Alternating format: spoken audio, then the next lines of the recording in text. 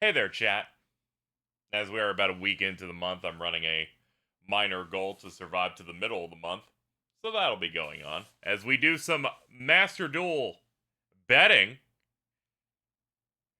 Thank you to Duel Live.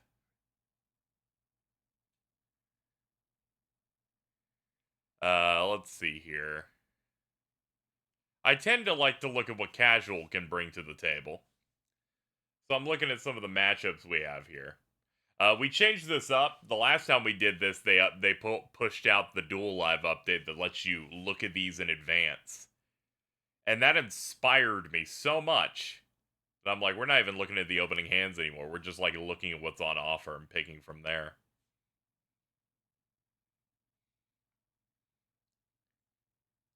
And I think nothing is more inspiring here, chat, than me making you bet between two decks that are Blue Eyes White Dragon and Blue Eyes White Dragon with a Dark Magician in it.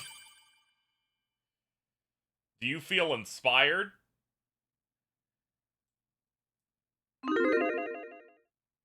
Oh, okay, the other one's still working. Okay, I can get rid of this then. I don't even know where that one down there even is from. Let's see if I can find it. See if I can find that. Ah, it's all the way down there. There we go, I got it. Now, as you would know, top would be the set of cards above, bottom, the set of cards below.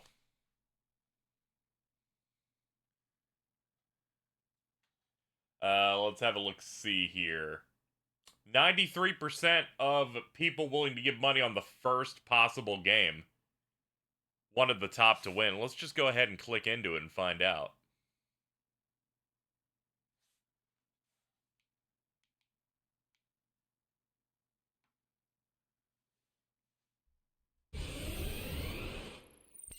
Here we go. Bonk.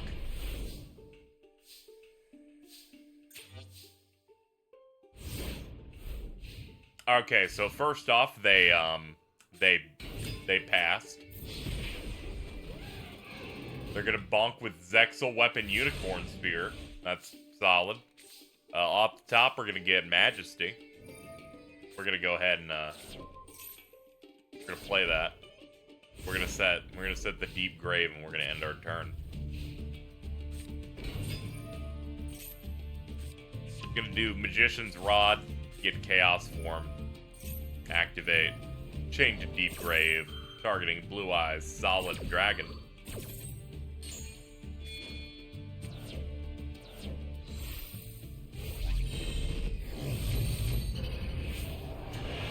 That's Blackluster Soldier, Super Soldier. Can't say I truly knew what the top deck was going to be.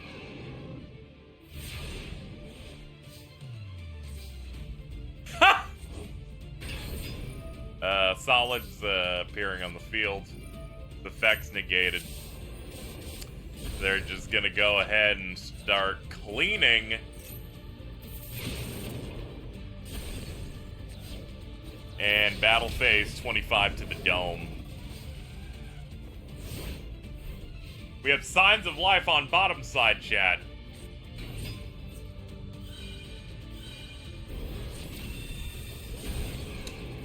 That is...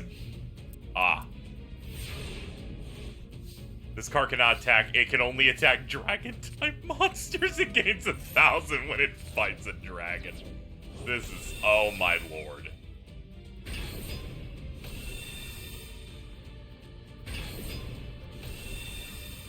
This is it. We are gooning right now.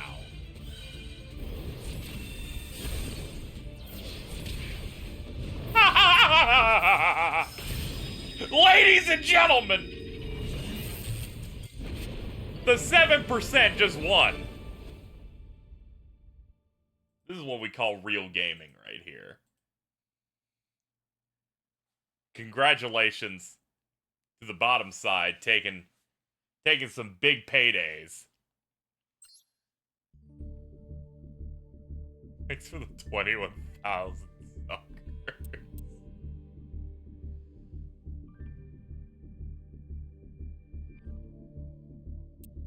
Let's see.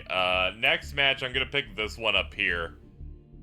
Looks to be a mix of Destiny Hero, Utopia, and Monster Reborn. Versus what looks to be, I don't know, is that like Despian stuff of some sort? Something like that. Something like that. Regardless, I'm gonna give you 30-second branded. Yeah, it's gonna be branded stuff. Probably. Anyway, you can vote on those. Always, you know, vote by whether it being top or the bottom. You know how it works. We've done this before. I'm gonna keep drinking my this. I consider removing the alto part of the layout, but I think it's pretty funny. Alright, we're closing up voting. And it's looking like we landed on 69% of you believing in the bottom side, 31% in the top. Let's click into it and find out. One of them will make DP. You'll never guess who. We'll see if we can get that turn 1. See what's going on.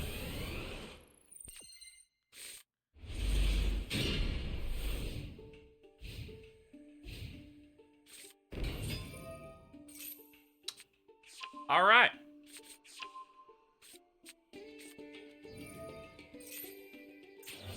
Can't say I predicted the bottom's opening hand, but you have it. We're gonna get Albion out.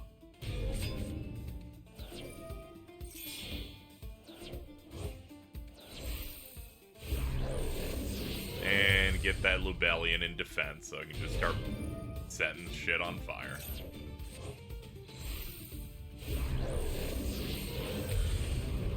And there's Mirror Jade. And we're passing it up. Swords. We're gonna start scaling those over there. Normal and Gem Armadillo. Get a Garnet into hand and a Threatening Roar in the back row. Get a opening Chain Threatening Roar. So no battle phase this turn. They're getting a Lubu Bobble Pool.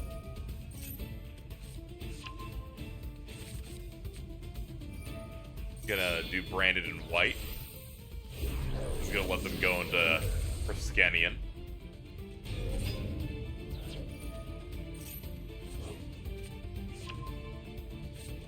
Get Incredible Ecclesia to the hand. They're gonna pass it up because since they can't really go for damage, we're gonna draw Brain Control. I didn't know that shit had an animation.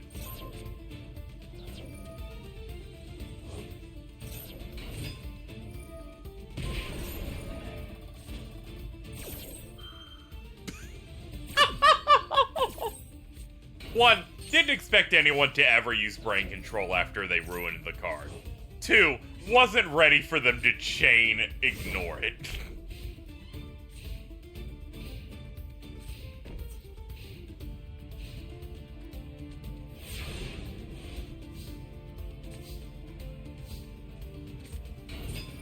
Yo, we got 2 Gem Armadillos.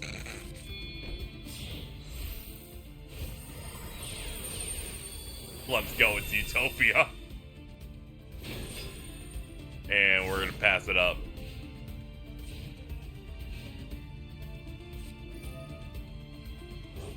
Gonna do Branded Sword. Gonna chain with Skill Successor, targeting Utopia.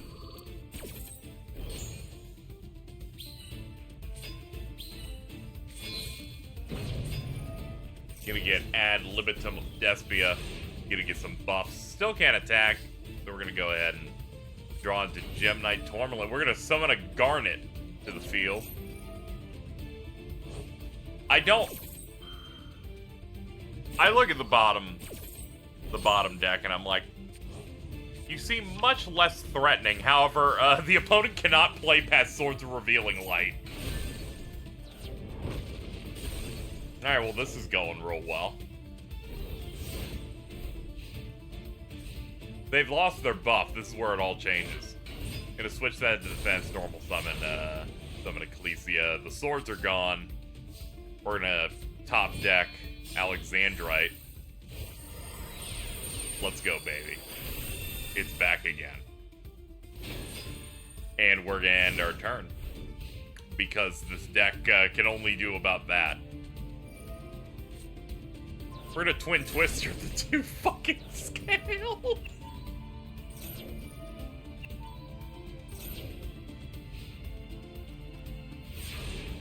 Why didn't they attack for the extra damage with the monsters on the sides? Maybe I'm stupid.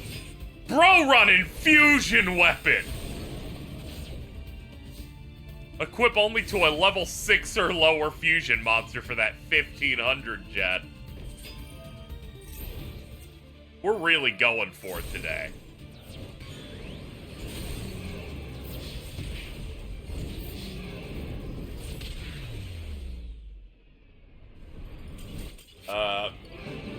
Well, there it goes. I'm gonna give that one to the top side. That was bad. That was, like, real bad.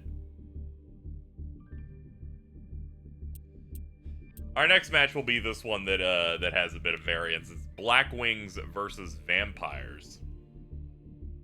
Blackwings being the top.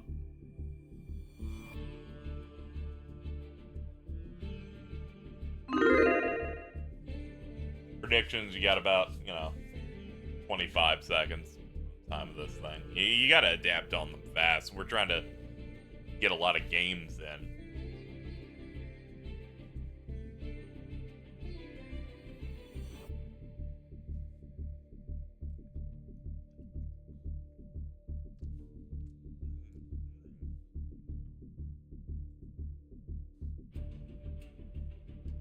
Okay, according to this, we got 56% bottom, 44% on the top side.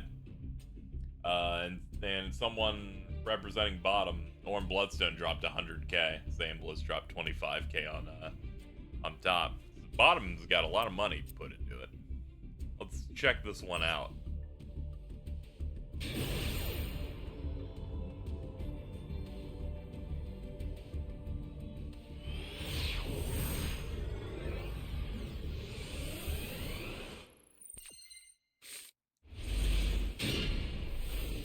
Yeah, there are the vampires. Now we're opening with cards for Black Feathers. To bring out Chris the Crack of Dawn, couple sets. Gonna do Vampire's Domain. Bringing out Gozuki. Gonna chain with Close. Negates. Pops it, Black-Winged Dragon gets summoned. That's the bad one, don't worry. Puts that up there. And that kind of shut down their turn, so... Top can kind of do whatever they want. All they seem to want to do is just go for some damage. Tribute into Simoon.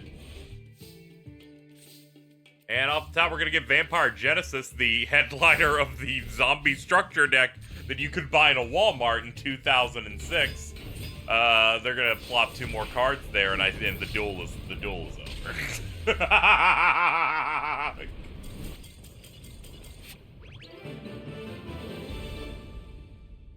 The vampire deck bricked, and the Blackwing deck did not. It had most of its actual consistency just right there.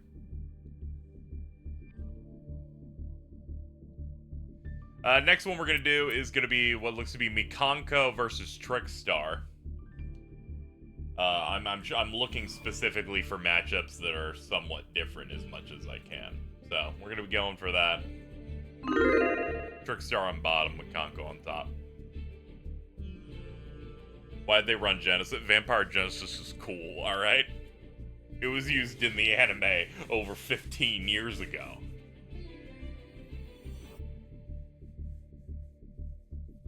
Tragically, a lot of these don't actually, list what the decks are, where they don't have they didn't make their 3 key card highlight, so it's a bit hard on some of these.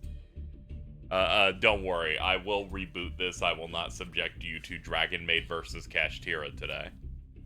Unless it appears by accident. Looking here, 23% for top, 77% for bottom. This is probably because the highest bid on top was 20,000, contributed by Devontae.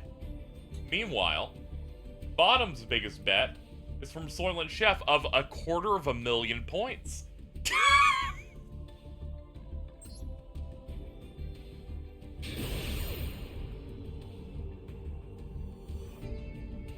So let's see how that all turns out, sports fans. Let's get into the dome.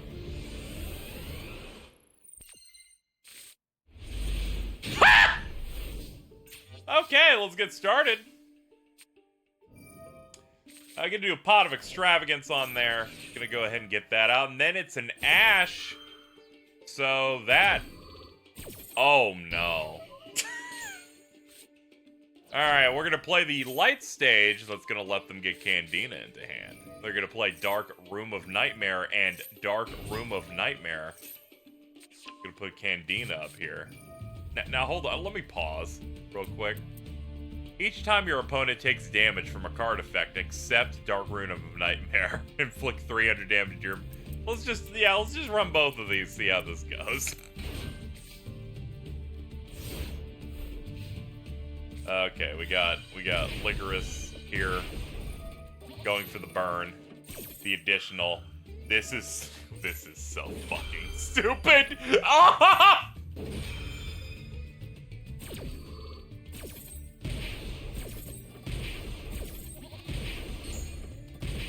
Okay, they're bouncing their own burn off of each other at the end.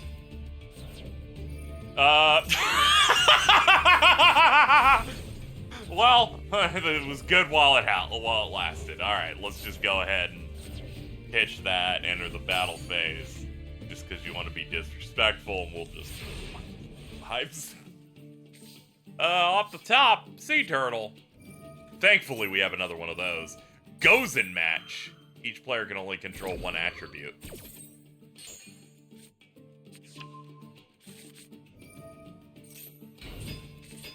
Alright, we're gonna start plopping more Trickstars in the field. That's Waybridge. Component controls, oh, it's one of those. They control 2 or more monsters than they do. They must send monsters they control the graveyard, so they only have 1.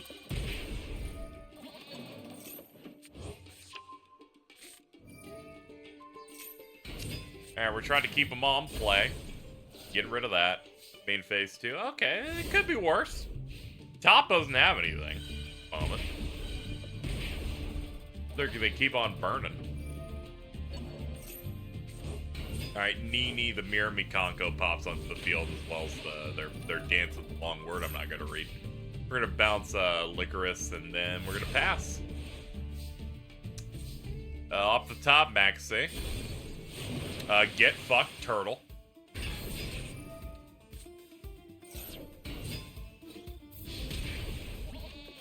That's not how that works.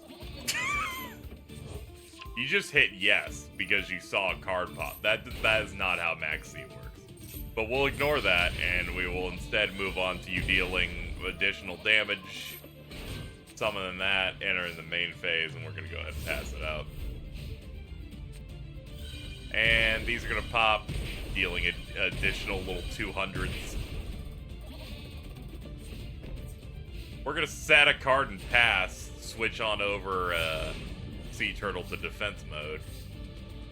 We're gonna draw Max C. We could probably activate that and achieve nothing like last time if we wanted.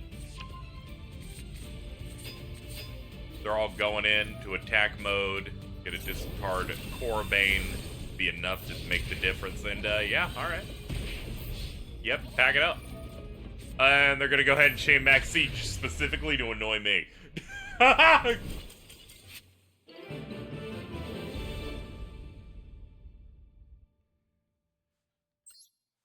good match over there. Good match. You did it. Really brought this shit forward. Next up, we're gonna do Red Dragon Archfiend versus Dark Magician. We're gonna see how that pans out for you guys. Red Dragon Archfiend will be the stuff on top. So if you want to go for that, there you go.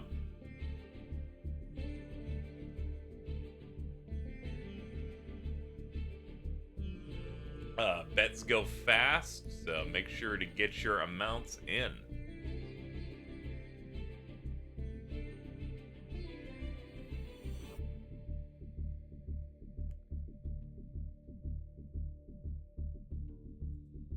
And we're preparing to close voting here. 86% in favor of the top, 14% for bottom. We will see how that pans out.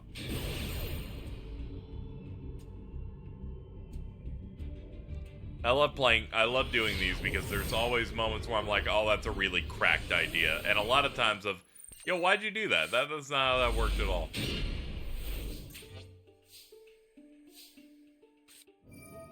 They got a Magician's Soul, so this opener wasn't too bad.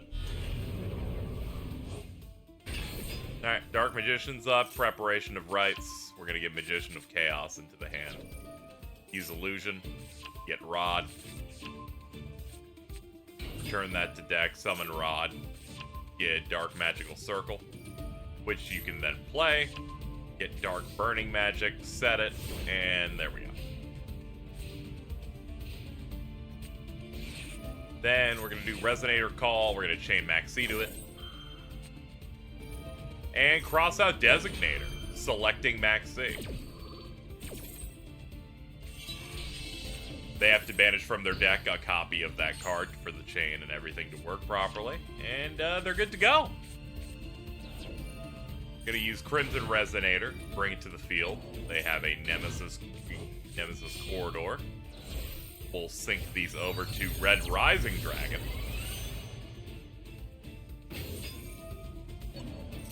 You can now target a monster in the graveyard, Resonator-wise, summon it. Then we're gonna plop these two down.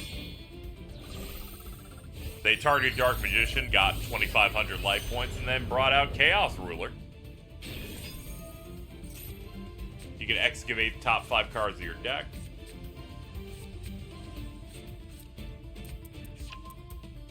Let them bring in Effect Veiler to the hand.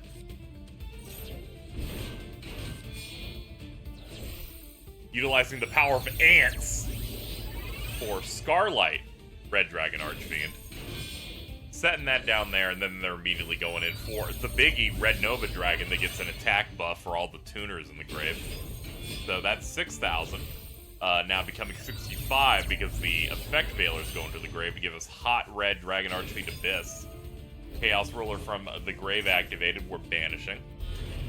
To bring back, we lost the tuner, but 6k is still nothing to sneeze at. And we're going to hit for 7, and that brings them below 6k. Unfortunately, that made them lose lethal. Never mind, they're doing some shit on this phase. Oh wait, no, it's main phase. Oh, that's...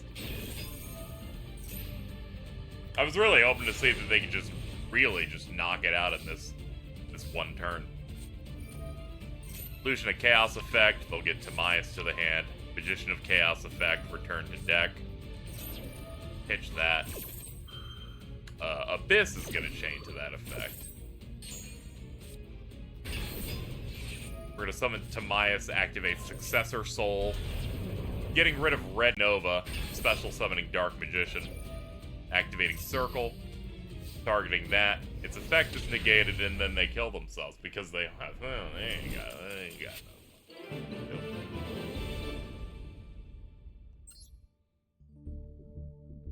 Top just got to have fun the whole way. That was real gaming. It was.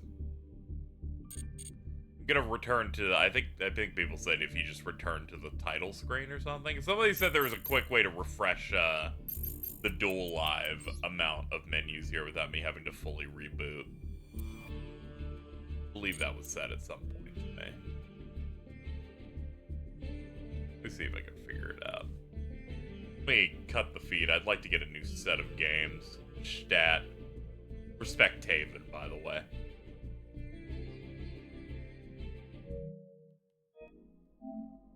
Yeah, I guess I can close and reopen. It's no big deal.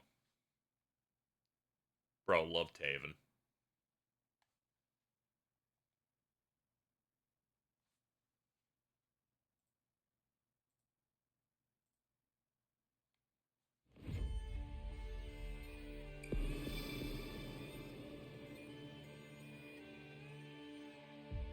I love Master Duel's main theme in that it does not evoke Yu-Gi-Oh! In any way at all.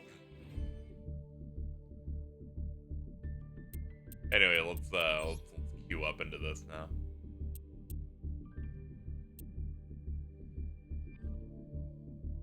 Okay, we've got Dragonmaid versus Galaxy. That's what I've chosen to subject you to for the next one.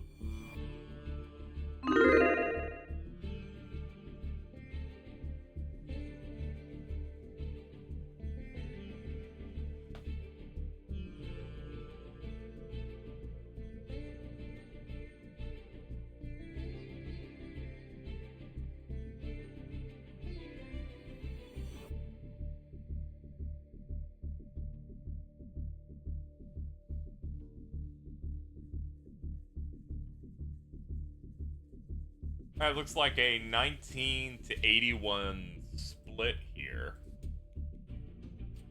People really want to believe in Galaxy on this one. Let's see how it goes. I can tell it's the auto-generated cover cards because it just shows the cipher stuff, and I feel like that happened when I bought the structure deck too.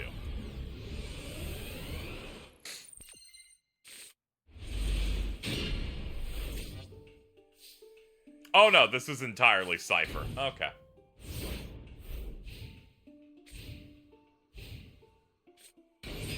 My mistake. I'm so used to seeing the more galaxy-heavy variant.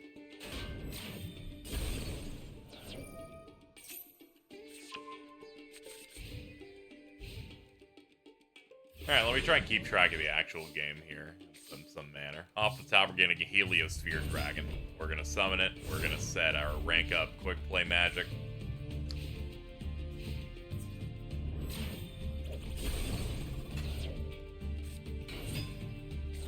Jordan was very right for that. They were losing to something, which meant it was morally evil.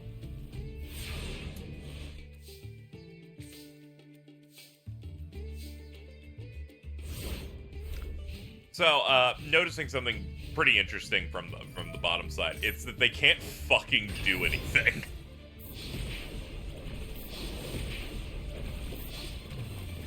Congratulations to the underdogs top. You've gotten yourself a hard-fought victory.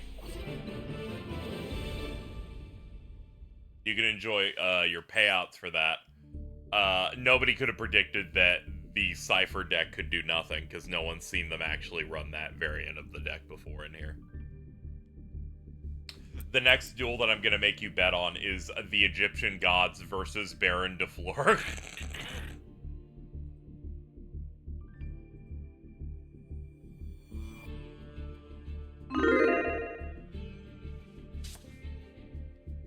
Make your choices, live your life.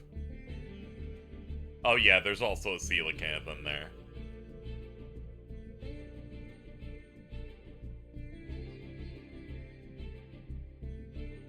This really, I feel like, describes the Yu-Gi-Oh! Experience more than I think any other deck on here. Some say Blue Eyes, some say Dark Magician. No. A matchup of cool cards from the anime versus somewhat boring, generically strong cards.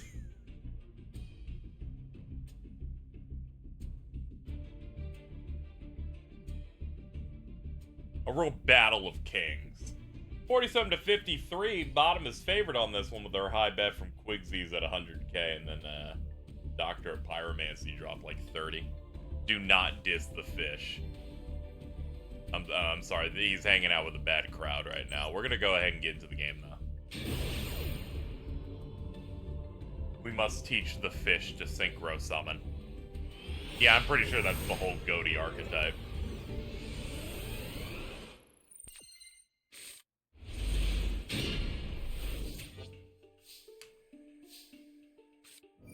We're gonna start with Supe Duskwalker, discarding to summon that, and to Supe, summoning a lifeless leaf fish.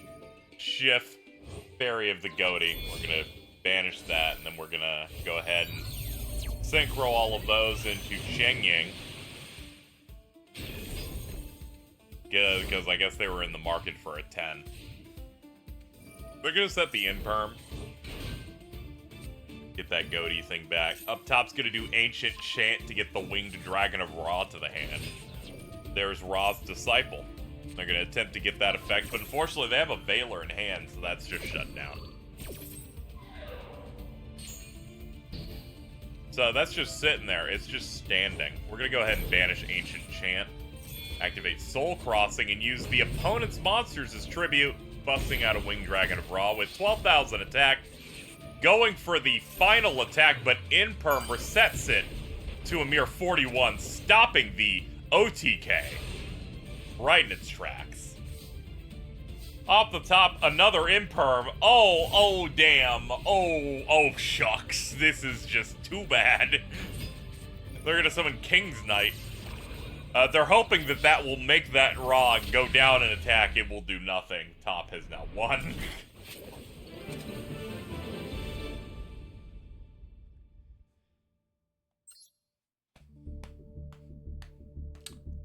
I gotta say, was not at all expecting that to be where everything went there.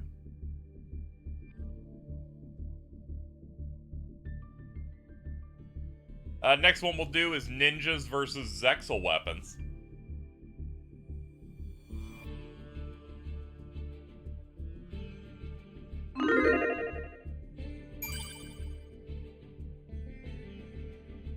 I live for yet another month. We love to see it.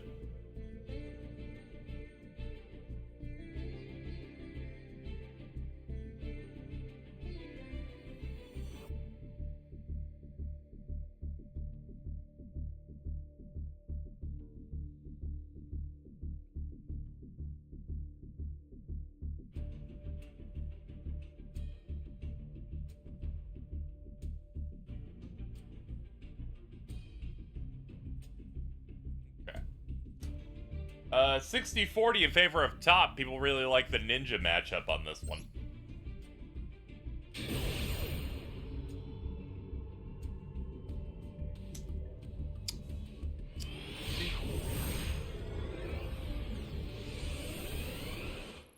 Alright. Alright, that is an opener. Set 2 pass. Set the Zexal and Trust and Dust Tornado.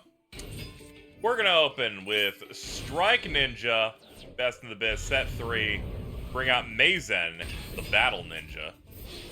Direct 25. And that'll do it. We're gonna Dust Tornado while we can, try and get one of the sets out. That'll cause the chain from Mazen, letting them special Geo.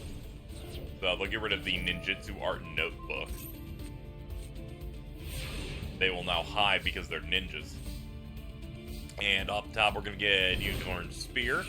We're gonna bust that out, activate Armor, Ninjutsu Art of Rust Mist, Ninjutsu Art of Shadow Sealing. And we're gonna set the Spear and Reverse Breaker and hope for the best. Top's gonna go Parallel Twister. Blow up the Spear.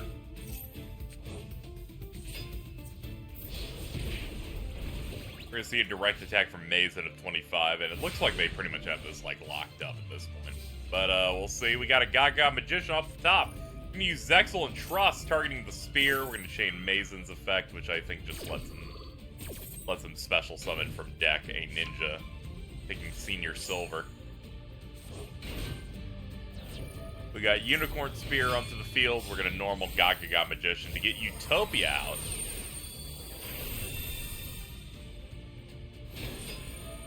Bro could use some help. So we're gonna go ahead and equip Pegasus Twin Saber onto it, as well as Lightning Blade and Reverse Breaker. That's a 3450. Pop the trap card, attack the face down Senior Silver.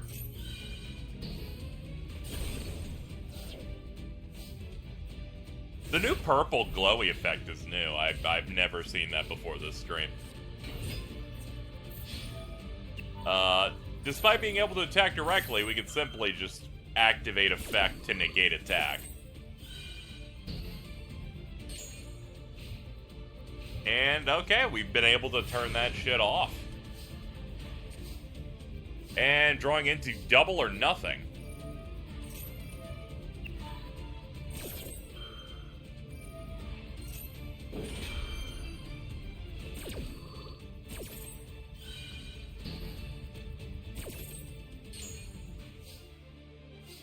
So it's under my understanding that, now I was wondering what the strat here was. Why activate Utopia's effect to stop your own attack? The reason is, they just hit yes.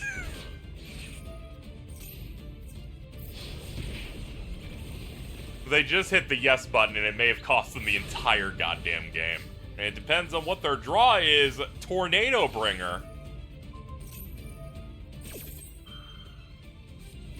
And we're gonna do dupe.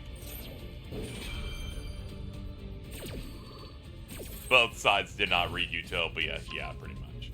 Twilight Ninja Kagen and Green Ninja are gonna be summoned stealthily, switching their positions potentially. Thankfully, Pegasus Twin Saber stops every attempt at that thing to do something. We're gonna do all that stuff that pops all those cards. And we're finally gonna get that thing off the field, so seemingly the opponent can't hopefully kill them in the next turn. Let's see what we got. They're gonna set and pass. Up top, another Tornado Bringer. Reverse Breaker to get rid of the Pendulum card. Pop the defense. This card is flip face up. You can target a ninja card from the graveyard to do shit, but we're not doing that because the Zexal weapon just turns all that shit off. They wanted to double or nothing, but Utopia can't attack with no materials. Okay. We got Armed Sage in the hand. And they can't take that thing out. This card cannot be destroyed by battle or card effects. The turn it was special summoned or flipped face up. We're just going to set a card, bring it back to the bottom. We got Xyz Reborn. We're going to set it. Do all that to blow up that card. It was Swords. They set it because there's no point in even activating it. Up top, Twilight Ninja Shingetsu. They got an Eagle Claw. Can't really use much of it. And they're going to hit, deal 3250.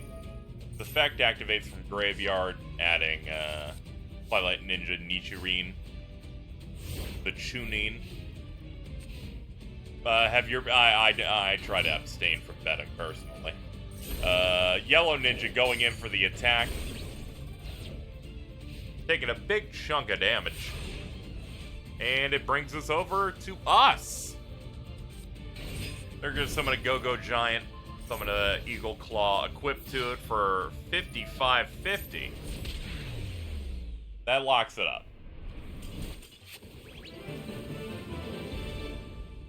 Good job to those who were really feeling the bottom on that one. Turns out that did, in fact, beat out the ninjas. Ninjas had some pretty good control there till it just eventually flipped. Once they couldn't direct attack whenever they wanted, it was pretty much over for them. That was the worst ninja player I have ever seen, Jesus. That's my favorite. Next up, Subterrors versus, I don't know what the bottom deck is. It has 3 powerful generic links in it, but it's probably Galaxy Eyes because they're using it. I'm going to assume. We're going to find out, though.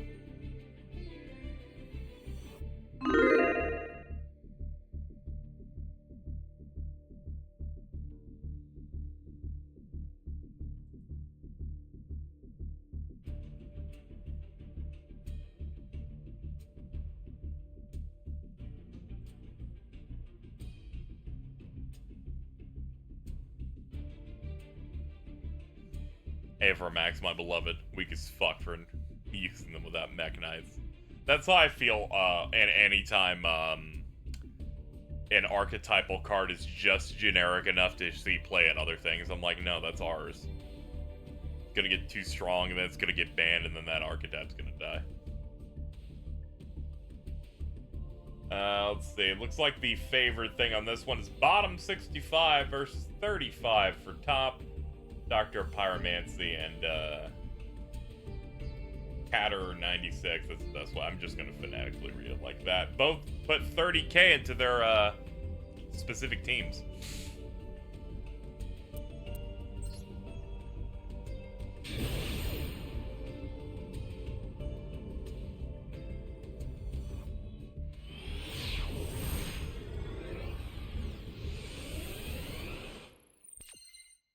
Let's see what they're bringing forward. This is a fucking Galaxy hand, baby. Alright, we're gonna do Galaxy Soldier, which means we pitch a thing to special summon it. Effect pops, lands on field.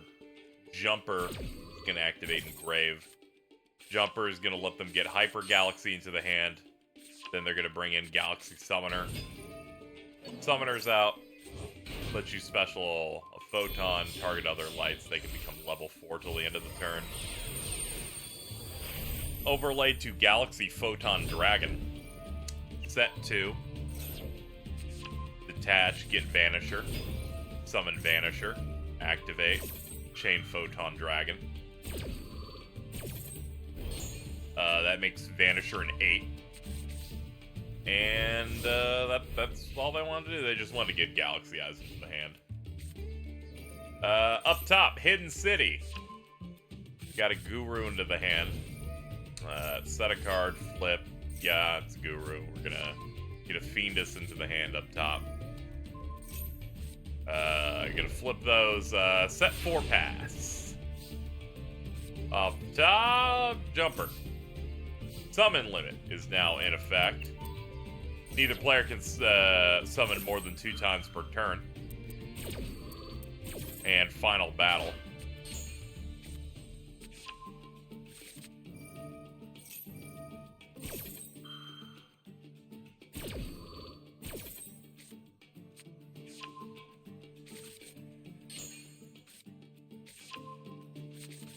I wouldn't really run decks with the purpose of annoying the opponent, especially in a game like Master Duel, where the game is significantly longer than playing it in paper. They're going to solemn the Galaxy Eyes summon. Then we're just going to play through using Knight, because Knight can just pull the Galaxy Eyes from Grave. They're going to chain Fiendus, which negates the Knight, puts that offline. Then we're going to use Galaxy 100. Gonna put Emperor down there, then go for the attack, then they'll chain with, you know, a bunch of cards to just prevent any of that from happening. Then we'll do Hyper Galaxy, tribute a monster of 2k more attack, so you can get this onto the field. Just plopped right there in the draw phase.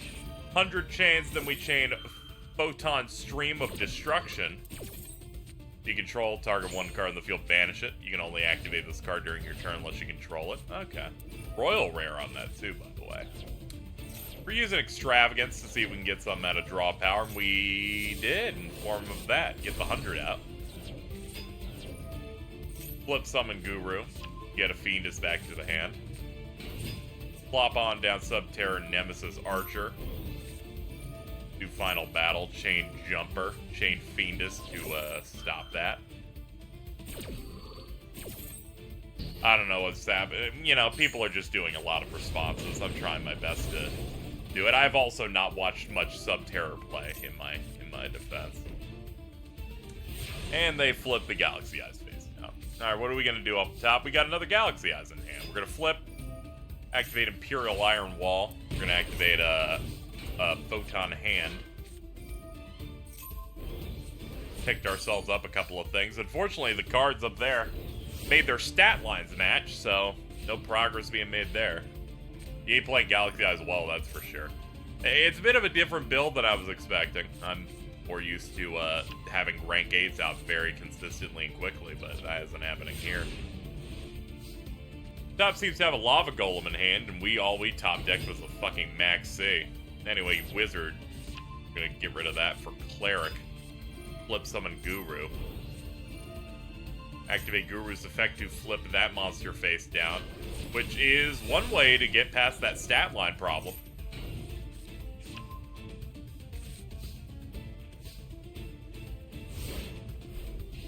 We're in turn 8. See what they got going on. They're gonna flip the Guru. And we're gonna activate our Max C that we drew. They're going to do Final Battle for the 18th time today. They're going to do that to buff Guru up to a large amount. They're going to lose the other 2 monsters for a Lava Golem summon. They're going to get Galaxy Trance into the hand. They're going to attack here. Take 4. And at the start of this turn, they're going to take 1,000 for the lava golem burn cost.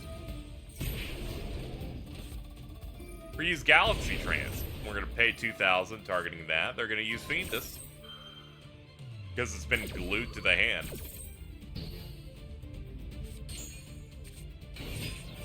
We're gonna summon Cleric, targeting all of these cards. Get them all back in there, draw 2. Got a reinforcement of the army now, that's a pretty good pickup. Get Vanisher, add the Galaxy Eyes to hand. And they're gonna try and go on the Assault. They're gonna pick the one that gives them a stat boost.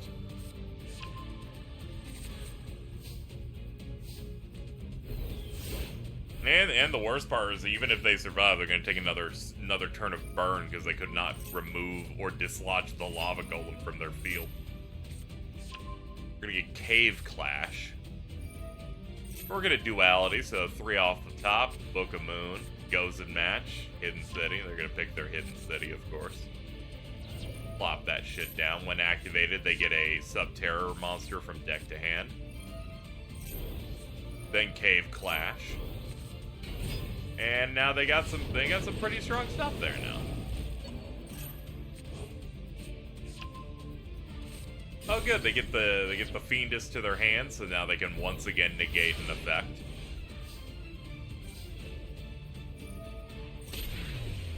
And that's just enough, because they have to get burned for 1,000 for Lava Golem. Yeah, that was probably the worst Galaxy play I've ever seen.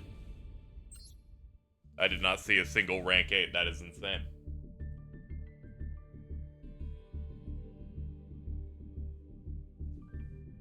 And my main takeaway from watching Subterror plays is, yeah, that's boring. Like, impressively. Next up's gonna be Blue Eyes versus Synchros. Looking at Colossal Fighter and Junk Warrior, so probably Warrior Synchro of some description.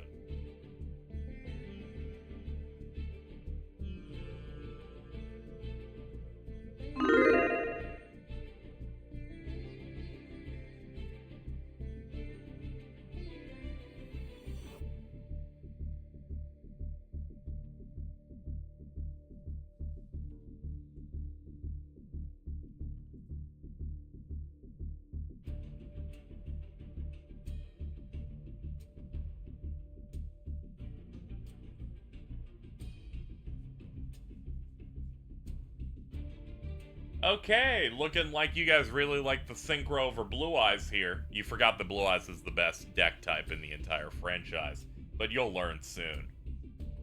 63 to 37 in favor of Top. Top really excited because yours truly, that boy, dropped 96,162, which feels to me like an all-in type of thing. Why else do you type numbers of that description? Jarring Toaster dropped 15k though. Well, we'll see how it goes as we play it out right now.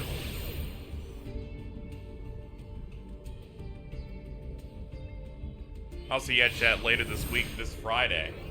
I'll be doing a depth stream of Hi-Fi Rush. Please look forward to that. I'm sure it'll go well. Is that 2 Blue Eyes in the opener? We're ready to fucking go, baby. Opponent clearly bricked. They set 3 and passed. These draws are giving me AIDS. Anyway.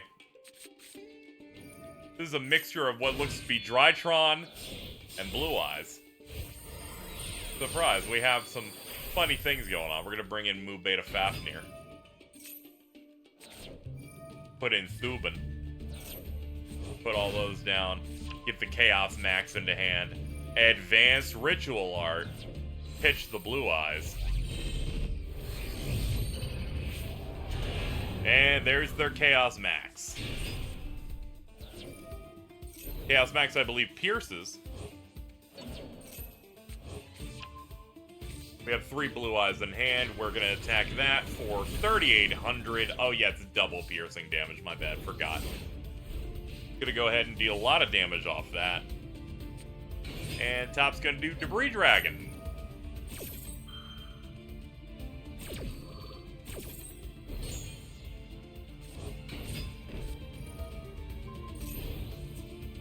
And they were able to get that, able to get the Debris Dragon up to 3,000 points. Thanks to Mage Power. Yeah, this bro has fucking double piercing on him. He's really funny. Alright, we're gonna get Thubin back. Then we're gonna get the Chaos Max back to hand. Set the stone. They're gonna go ahead and just Raigeki the field for cleanup. And go in with 300 to the face. What's the Blue Eyes player doing? The world may never know, but they are going to summon Blue Eyes Abyss Dragon and have sex with it and end their turn. They're gonna go ahead and draw it too. They're getting the fucking dumbest draws I've ever seen. 3... God, this hand.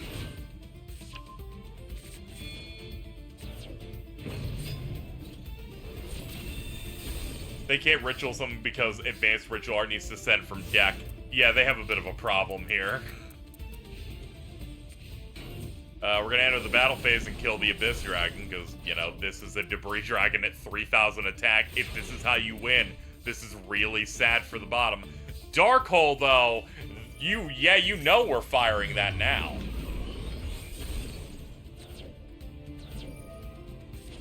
Activate that effect, pitch that, and get the Thubin. It Blue Eyes Chaos Dragon into the hand. Alright, what can top pull off now? Another Debris Dragon.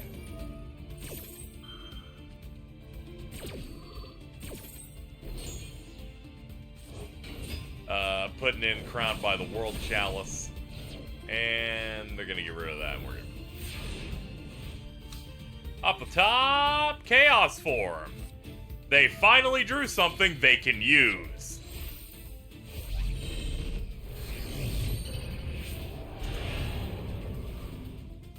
Put this thing out where they have something in attack mode at 0 attack, so let's just hard punish for 4,000 damage.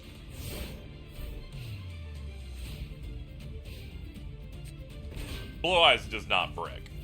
And since it's double piercing, this attack over here will do 4k.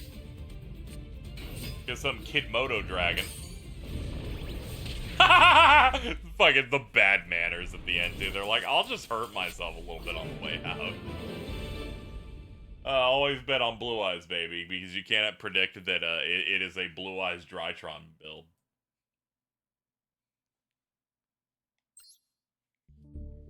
I love disrespect. I think it's pretty important. Let's see, are there anything of interest that I wanted to see played out from this set? No, not really. So we're gonna go ahead and we're gonna do a couple of ranked duels. We'll do some ranked matchups here.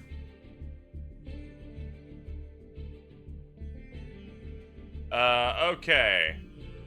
We're gonna go Light Fairies versus Blackwings. So we're looking at Archlord Christia, the Hyperions, the Parshats versus the Birds. We're gonna go for that. This is in the ranked pool. And get to it. Yeah, this is, you know, this is modern Edison.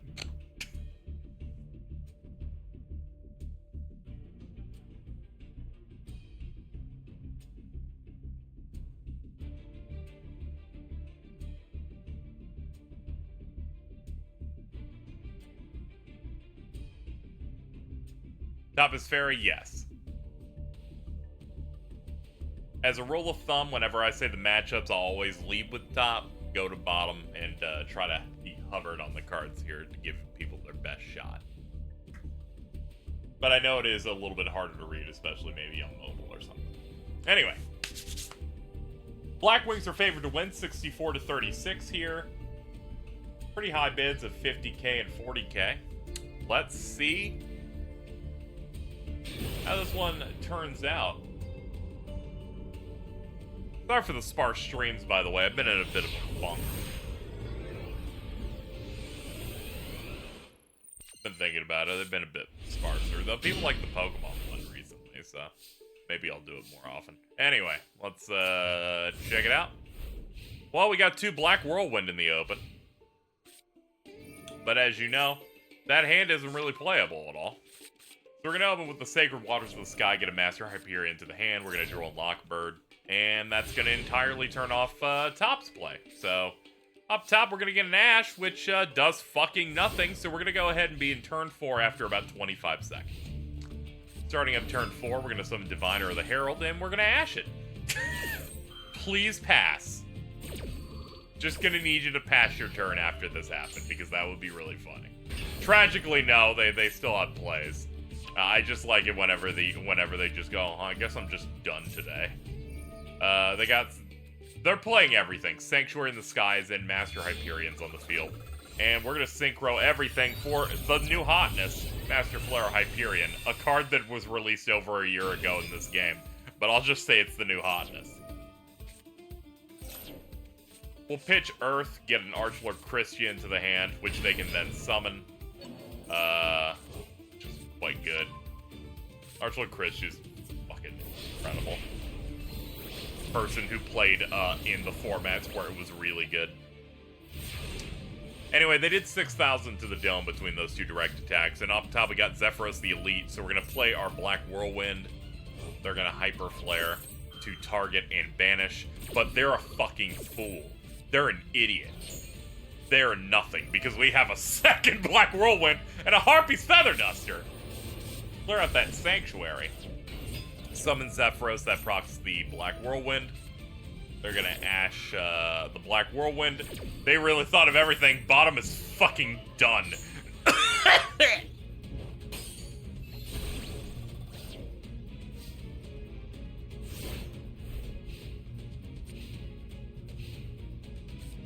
Just give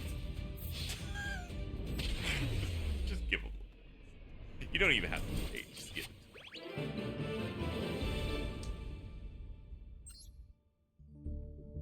Alright, that was not great. Next up, Altergeist versus Swordsoul.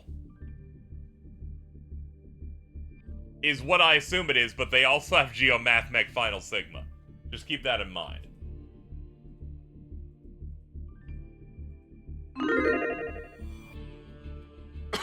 Excuse me. Alright, let me go grab a bottle of water. That'll help me.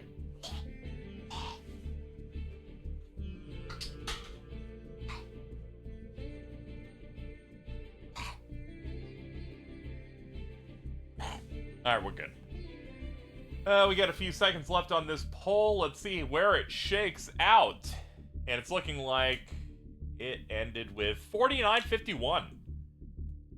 Very narrowly is bottom, being Swordsoul favored over Altergeist. Big bets of 50k and 60k.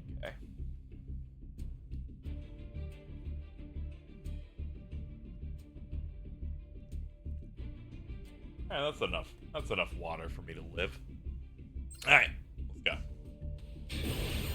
Not letting me use the prediction I even shown them. That's weird. The mobile experience has always been a little bit weird on here. Let's see what we got on tap. Alright, we got the Moye, the Ecclesia, Herald of the Abyss. So we got some stuff. We're going to summon Ecclesia, then we're going to sacrifice it, and then it's going to get shut down.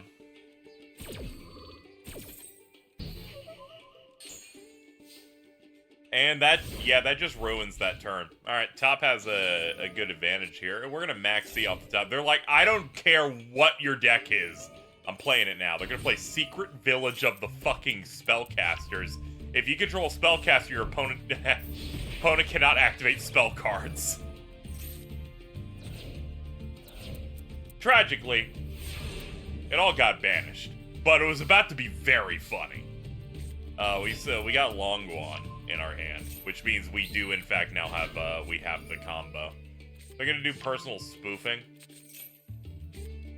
They're like, I want multi-faker in hand if possible. I'm gonna go ahead and activate it, bring it out to the field, play its effect, get Silquitus? Alright. Regardless, we got Moye, we got the Chengyi, the Shishao. What are you doing? If my girl and Moye are both drowning and I can only save one, you can watch me at my girl's funeral revealing worms in my hand and summoning tokens to synchro into Shishao and add onto my hand. So true.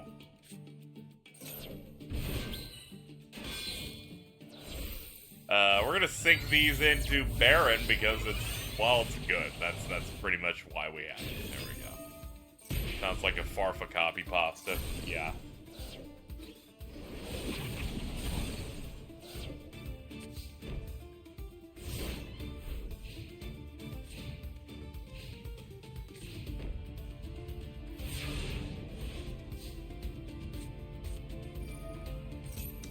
Altergeist Protocol is gonna get popped, then we're gonna use Baron. Negate, pop.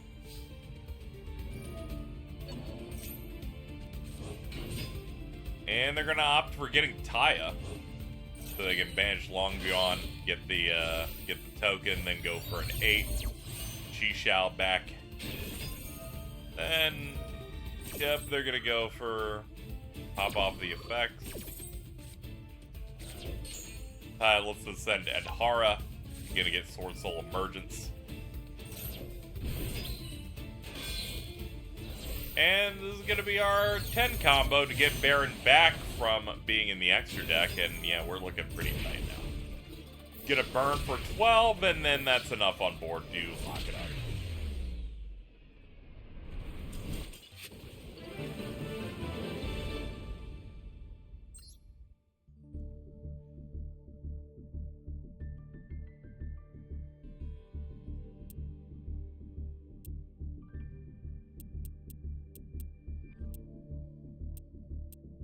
Oh, these are actual ones that, like, describe... that are, like, the WCS duel things. That's neat. Don't need to do those, though. Mainly because I feel like if anyone keeps track of these, they can already see who won. So it's probably not good. I'm gonna go ahead and restart the app so we can get a new set of these.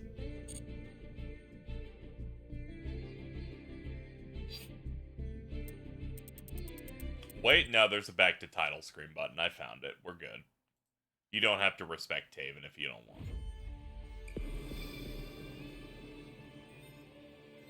I was trying to find what button in this app lets you actually like back to the title screen, so it has to redo. It has to refresh all the stuff, which means we have new matches we can look at. All right, let's see what Casual has on tap today.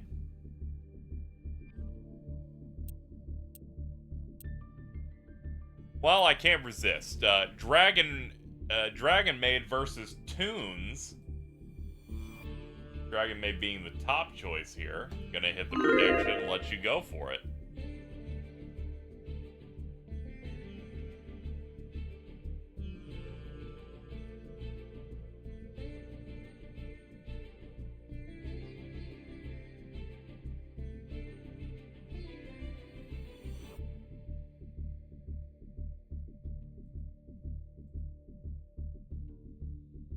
Now, reasonably, a lot of you have gone past the it'd be really funny if bottom one and just voting for top, but it started equaling out a little bit, it looks like 67 to 33 when I started talking about it. It was much worse. 200,000 on top, though. They want a big payout on this one. Let's see how it goes.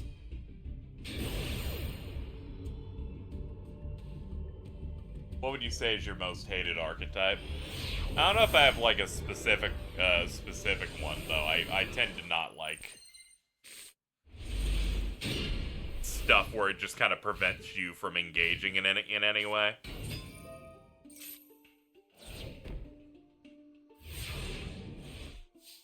Though to be fair, most modern Yu-Gi-Oh kind of just wants that to be the one play style that exists, but you know. You don't see me play Modern, so. Alright, so, we're on turn 4 after me answering one question. Oh my!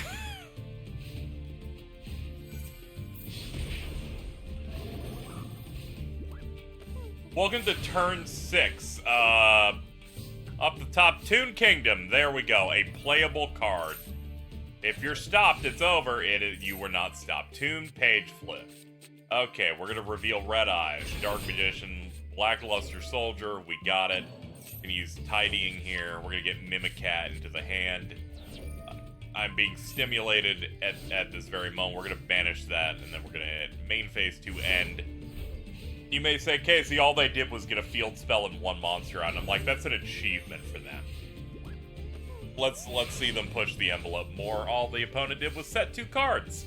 There's Toon Harpy Lady. We're gonna do page flip again. I'm gonna chain tidying.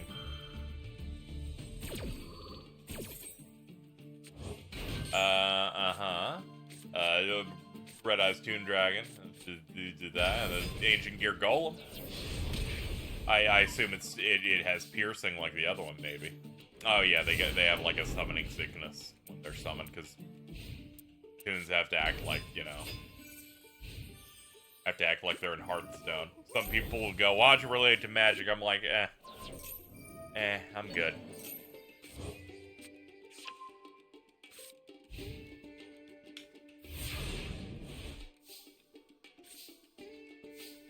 Up top, we got Toon Bookmark. I'm gonna hit up downtime. Is it over, or are we back? Seems to be kind of a back and forth, but bottom seems to have way more control here. We're gonna go ahead and plop down a Toon Kingdom so we can banish more, get another BLS, and oh yeah, it's over. Oh yeah, it's just done now. As soon as they got a second one of those, I'm like, okay, yeah, we're... Bottom completely won, mainly because it looks like Dragonmaid bricked. Like, they seemingly bricked for multiple turns. They did not get anything strong out at all. What's funny is Toon also bricked, but they unbricked, like, a few turns in. Okay, what else do I want to serve up on the stream here today? Okay, we're gonna go for this one here, which seems to be Dark Synchros versus Predaplants. I say that because it has the Blackwing Synchro, but it also has Chaos Ruler and Chaos Angel. Hi, Alpha Wolf. It's going alright. Anyway, people can get their channel point bets in on this one, top bottom now. The Dark Synchro build is top. Predaplant is bottom.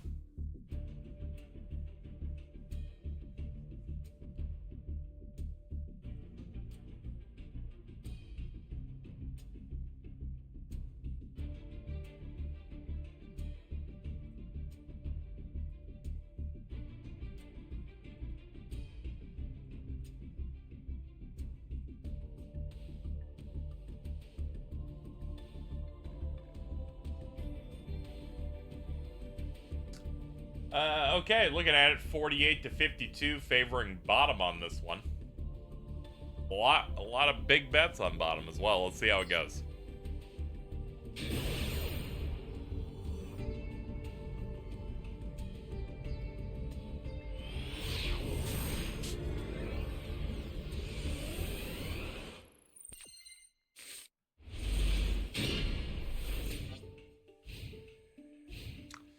All right, top's leading us. Gonna be doing Raiden, Hand of the Lightsworn. Just gonna go ahead and imperm it, which means none of its milling also goes off. Up top, we're gonna get Trianus. We're gonna do Predapractice. Summon Triantus to the field. Get Flytrap. Put one of their counters on it. And do Direct 24. Next, they're going to do Bestial Druid's Worm. Core of Chaos. Okay, so it's Chaos. They're going to summon some tokens, Synchro into Chaos Ruler.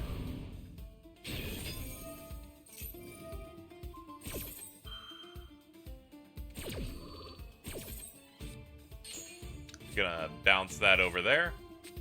Be all at the top branded Regain, Chaos Space Core, Chaos Shell, Chaos Thunder Dragon Roar. Gonna get the Shell. Rest, go to the grave. Gonna activate Shell from hand, banish the Core of Chaos. Bring those out there to summon Chaos Beasts. Target one of your banished light or darks, add to the hand. That's going to be the Raiden. And we're going to get the Angel.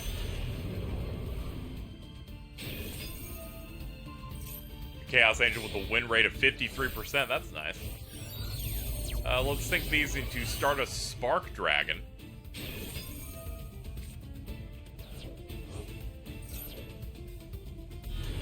And then Chaos Ruler gets to go back after paying some costs. Get to plop down Thunder Dragon Hawk. Bring out Metal Tuner.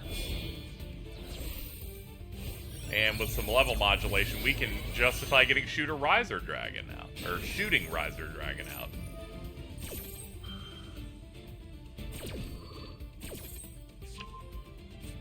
Don't worry, they're still cooking. Some level adjustments.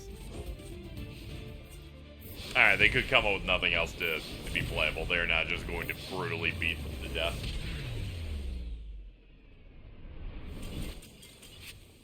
Good afternoon. You are correct, as you somewhat regularly are. It is 4 in the afternoon.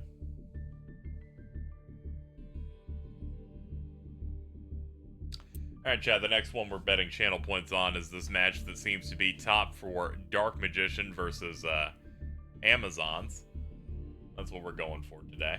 You have a confession. Ooh, ooh, ooh, ooh, ooh, ooh. My last laptop, even typing on Twitch, was lagging. This feels... you were in a bad way.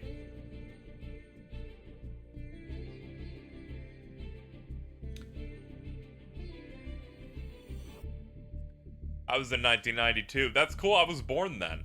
You were trying to stop it.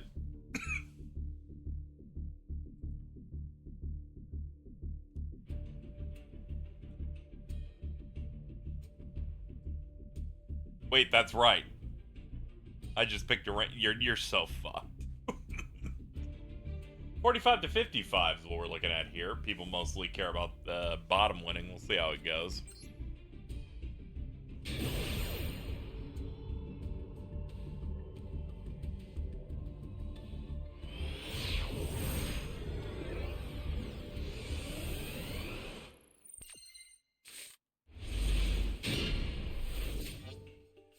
Alright, chat, let's see how this plays out. They're going to open activating Spy. Makes them reveal to put it out. Then they'll swap them out. We're going to get Fusion Substitute. We're going to Poly. We're going to fuse Spiritualist and Queen to make Empress. She's doing that thing where the arms are up. Going to summon a Spy, use Fusion Substitute so they can fuse these out for Augusta. They're gonna motion tween like a puppet for you real quick. We can get Princess onto the field. Get a Call into hand, banish that, get a Baby Tiger. Do Amazoness Call. Ah! And then we got War Chief. And chain Baby Tiger to it. Let's plop that little doohickey down there. And then we got Secret Arts, and then people who come here who don't go to Yu-Gi-Oh! Go, what the fuck do I even have to look at? Top side's gonna set 2 cards. But we're gonna get a Fusion down here. Get Empress back online. Alright, bottom's in an absurdly good position at this point, given the top has barely done anything.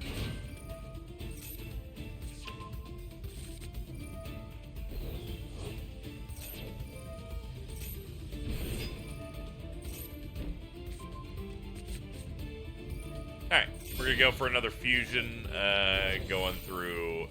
okay, Spiritualist and Empress for another Augusta. Dealer Declan, thanks for coming out.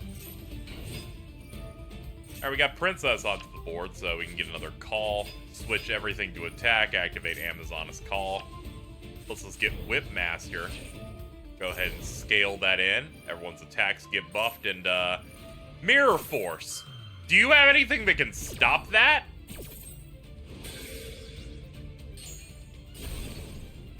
Okay, you do. I was about to say, I'm like, man-eater bug.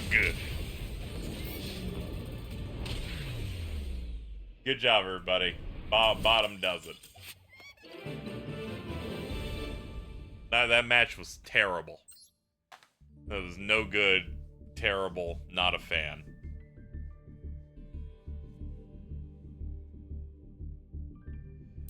Your next options are between Gandora, the Dragon of Destruction, and Synchro cards from 2008. Those are your options.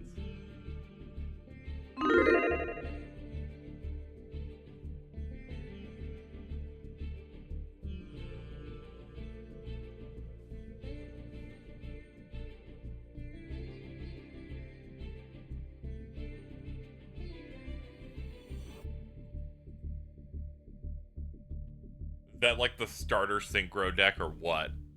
Potentially, yes.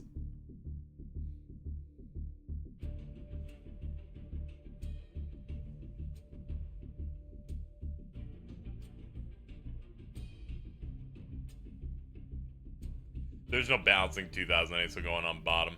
Colossal Fighter is cool. Let's see, 56 to 44. You guys mostly think the top can take this one. Which, honestly, that's kind of what I would pick too. Mainly because I don't see people run the Gandora stuff.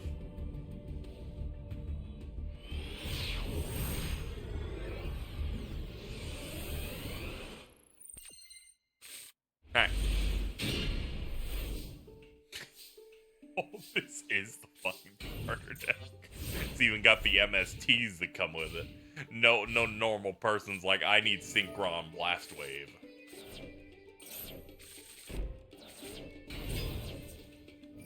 Opponent just banished a shit ton of stuff for Eater of Millions. Okay, sounds good.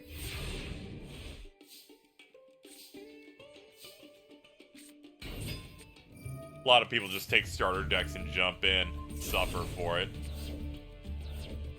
Yu-Gi-Oh! Really is the hard mode of queuing up online for card games. They're just like, you're just gonna get fucking bodied, dude.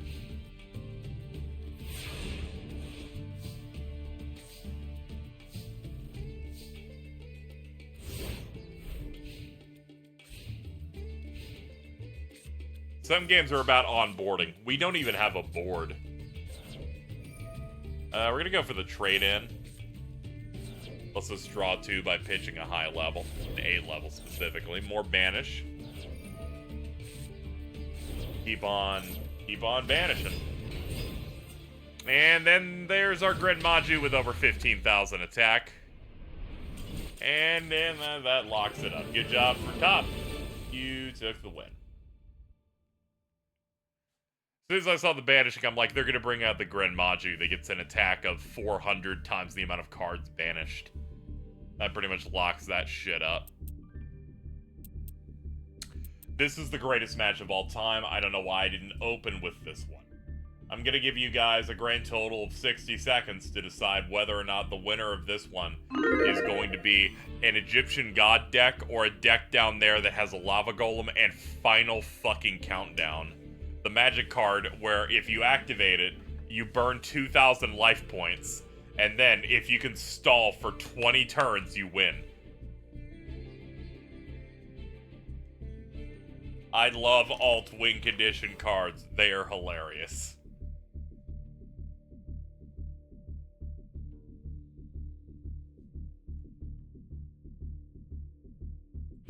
Yeah, Final Countdown's the win condition where you just gotta stall for 20 turns.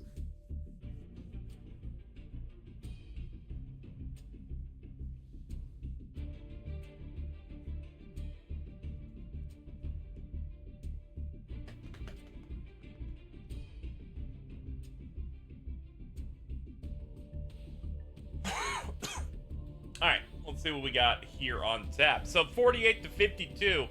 Bottom is favored. We'll have to see. They got to put a lot of work in terms from a stall standpoint to really lock it up. But we'll see how it goes. They're who I'd like to win. Let's see if they can actually open with their win condition card. They can't, but they got Magical Mallet and other things worth... That's a piece of Exodia. Oh my god, it has every win condition. Oh, Jesus Christ. Up top did stuff. They did, like, reactor slime and stuff. Drawing into the other Magical Mallet. Alright. We are going to use Magical Mallet to select the selection cards in our hand to reshuffle for new ones. We're going to summon a right-hand shark. Going into combat instead, they're going to set a Metal Reflect Slime. We're going to hit that, get burned for about 200 points.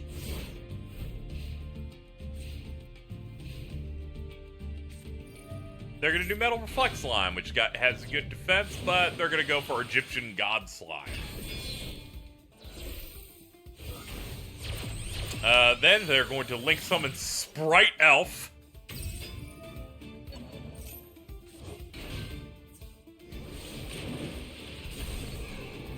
One of the few places on Earth where Sprite Elf is allowed to live free. We're gonna use Golden Ladybug for the 500 points and Feather Duster that 3 back row, which is Metal Reflect Slime, a Soul Crossing, and a Thunder Force attack. Gonna get right-hand sharks handled and bring out Crooked Cook. Enter that end phase. Activate the True Sun God to put Winged Dragon of Ra to the hand. And boom, we're gonna bring out Ra with 0 attack. Gonna pop it to the grave. Because we're bringing out the Immortal Phoenix mode. You pay 1,000 life points to send 1 card on the field to the grave. And we're gonna go ahead and link into, let's talk about it, Transcode Talker. Win rate, 54%. We'll see if that ends up going up or down. Golden Ladybug's still in the hand, so they can get their little stimulus package there. Crooked Cook's gonna handle that pretty easily. Alright, let's see what top can do now. They're gonna summon Gust the Backblast and immediately use it for Salamangreat Almirage. And they're gonna pass. Okay, moving on over to the bottom's next play. They get the 500 back, almost back to pass full. They drew it to an Ash. Gonna attack, get that off the field, pop that token. Is the oven even on? I don't even think they're preheating yet, no. They're gonna draw and they're gonna pass. But they have life points. They can fuck around for a little bit. Golden Ladybug gonna put us up here. We're gonna immediately do hand destruction now that the opponent finally has 2 cards worth discarding. And there's our final countdown! I like how they have such advantage, they're not even playing that shit. Monster Reborn, targeting the Almirage. There's Red Resonator. Let's bring that out. Thank you, Cisco Talker, for the $5. I appreciate it. There's IP Masquerena being like, look at me, I'm conventionally attractive. And I'm like, that's crazy. We're gonna go ahead and go into Decode Talker Heat Soul. I'm like, dude, you'd be a great Mega Man boss. He's gonna burn for about 1,000 points instead of card. Yeah, a lot of modern Yu-Gi-Oh! If you're playing stuff, you can knock this shit out in a couple of turns unless you played a lot of stuff that can disrupt the opponent and can stall. Cisco Talker donated $5 saying, because of woke. Where's woke Mario? I'm sorry, I had a moment just now. We're gonna burn ourselves a bit more, but we are gonna get the Egyptian God Slime online. Gonna hit Crooked Cook for about 500, and then we're gonna pass it up.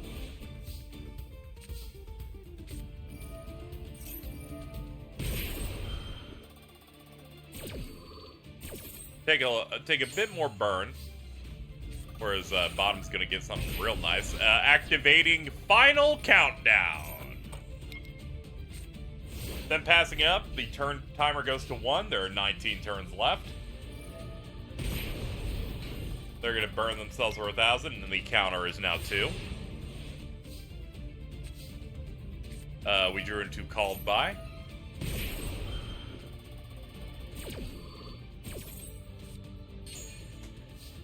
That's right, bottom is in fact Exodia Countdown. It's really funny that they're seemingly losing it in a more unique way. We're gonna be going into Promethean Princess Bestower of Flames, otherwise known as Card That I Cannot Show Cheese.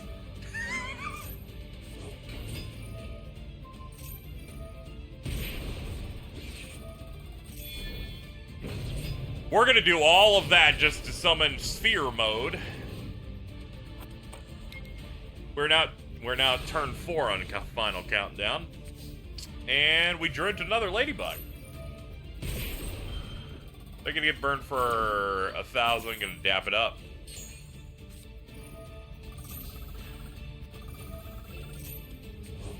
Right hand shark, discard, and there we go.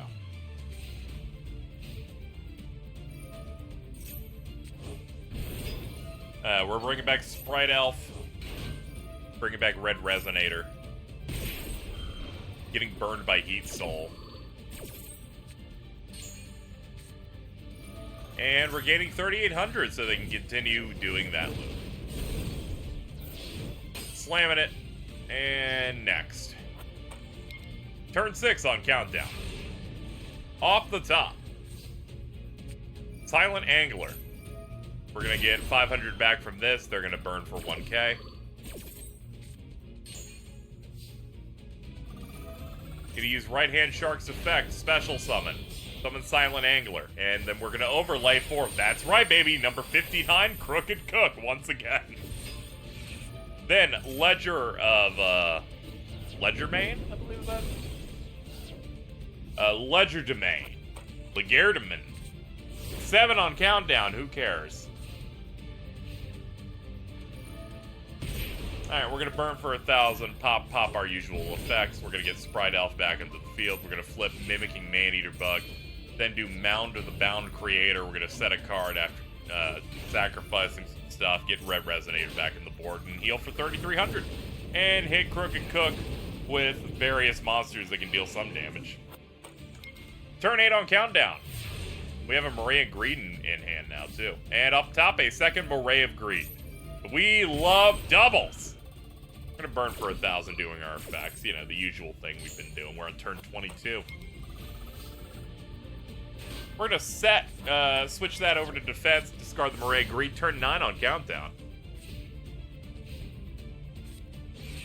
Gonna activate Millennium Revelation. Distributing a bunch of those. Summoning a Slifer, and it has 7,000 attacks since they have 7 cards in hand. Summon Almirage. Activate effects. We're down to 6,000. No, we're back up to 7,000. We have a Monster Reborn in hand. We're going to pass. Discard. Bring us down to 6,000. Going to get True Sun God into the hand there. Brings it back to 7. Discard again. Final Countdown's at 10. We are halfway to winning through Final Countdown. We drew another Ledger because we're not allowed to see a new fucking card from bottom be drawn. That's just a rule now.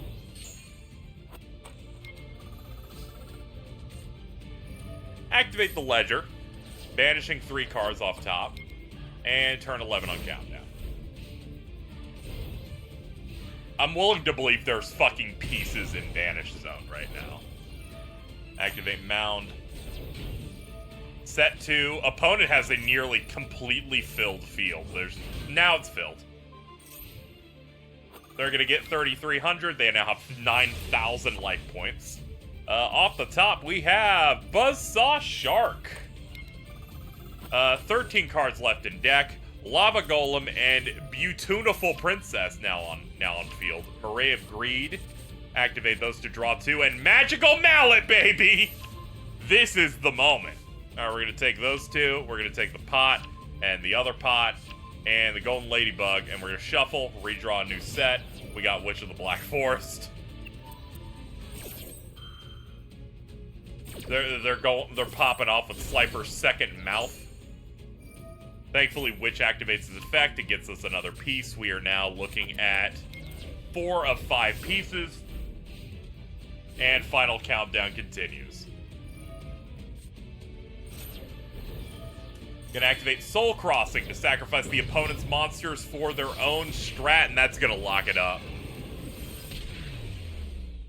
Yeah, the Soul Crossing's pretty much the silver bullet there. They seem to get to what was it, like 11 or 12 turns on Final Countdown in 4 of the pieces. They were getting very close to both win conditions. That was a good one. I liked seeing the fight, and I was really starting to root for bottom as it was continuing to go. That was a good one. I really big fan of that. As soon as they got the fucking mallet to come back, I'm like, okay, we got some stuff. The next match will be the one of cards that are cool, so they get a lot of play. That's right, Blue Eyes White Dragon versus Cyber Dragon. Specifically, a lot of Cyber Dark stuff is included in the extra. So I will give you guys 30 seconds to get into it. Then we'll probably refresh this so we can get better. Get another set of these. Yep.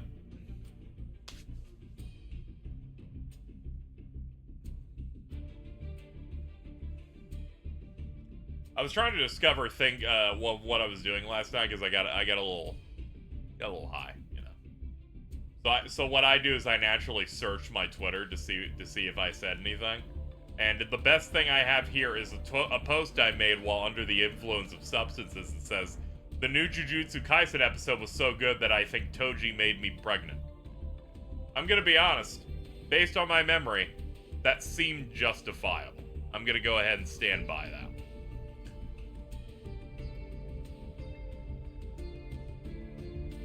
Additionally, speaking of me becoming pregnant, if you want to support my baby, you can do so by hitting the donation button below.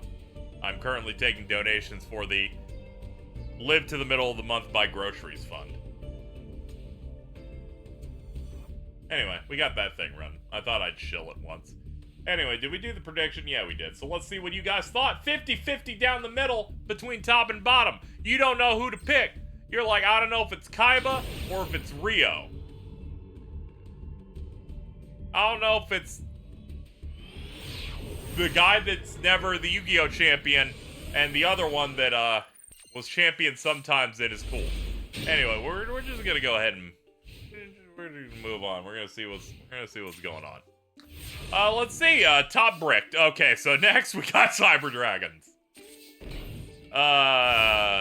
Set 3 pass. That's better than not playing anything.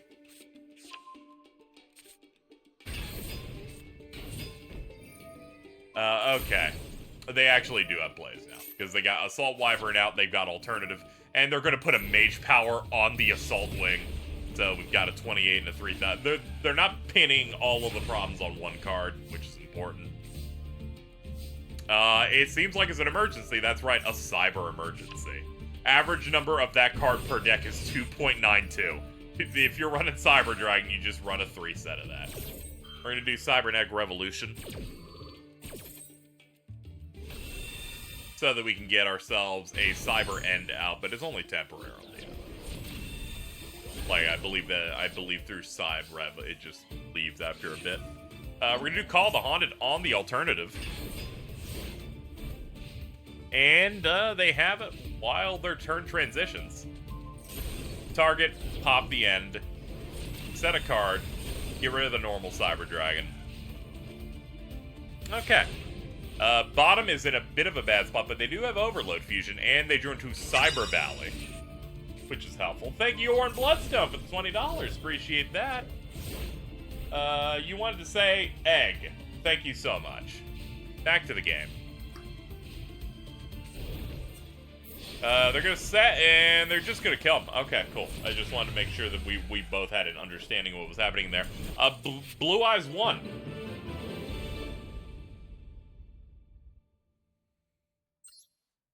Blue Eyes never bricks, baby. That is correct. Let's go ahead and return to the title and get things done more. You can tell I barely play this because they keep degrading me as the seasons go, and I'm like rank 2 fucking like Wood League or whatever. About laws and regulations. Fucking video games, I swear.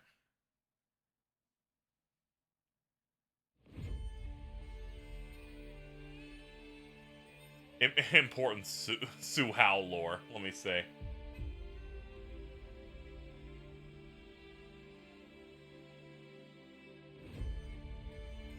What the fuck?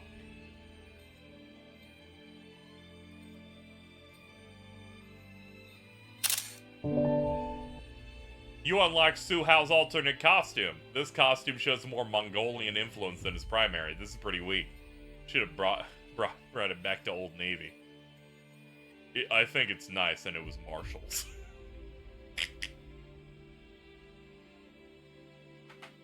The Su Hao Tumblr account might in fact be one of the best of all time.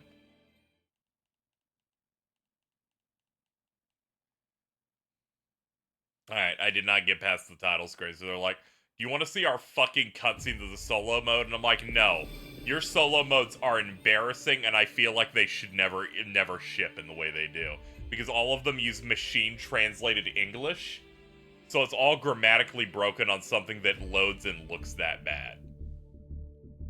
I was just happy there was, like, non-anime single-player lore stuff in a Yu-Gi-Oh! Game, and then I thought about it for more than 10 minutes and went, oh, why are these, like, bad, though? I would have at least hired a voice actor to maybe, like, narrate the fucking solo modes in this game to make it at least a little less embarrassing.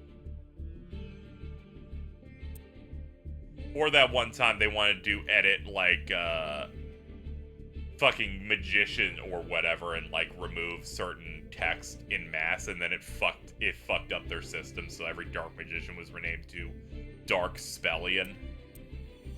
Oh yeah, they were trying to rename in mass all magic cards into spell, but that they didn't count things that have magic in their name. So magician became Spellion. It's fucked up. Ladies and gentlemen, the bottom deck has Skull Invitation on it, so we're gonna do it. Your choices for betting will be between top, which has a reinforcement of the army, and bottom that seems to have Stall and Skull Invitation to burn them when cards go to the graveyard. That's not a lot of information. It's probably not worth betting on it, so I implore you to bet on it.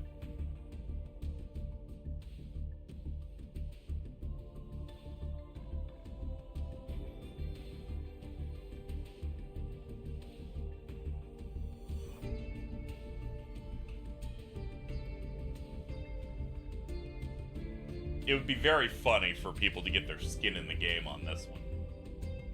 And it's going to end with 48 to 52. People are favoring Skull Invitation because it gave you literally any information. The only thing you know about the top is that they have a warrior monster, maybe. Otherwise, why even put the card in the deck? This is, in fact, an asshole deck. We're gonna go ahead and set magical cylinders and the other thing down there. Let's see, they got Ankh-Mophrite. I don't know what the fuck that is. Alright, we got that. We got Ignites. They set a card, they passed. And we're gonna pass too, because we're comfortable with what we have on board right now. Like this thing, during your opponent's battle phase, you can banish this from the graveyard to end it. Thank you, Electromagnetic Turtle. We're gonna use Duality to pick something off the top, and that is a Time Lord. Oh, okay, I'm glad that both people are on a list. A list of people I don't like. We're gonna go ahead and set. It's okay. Fucking Time Lords are funny.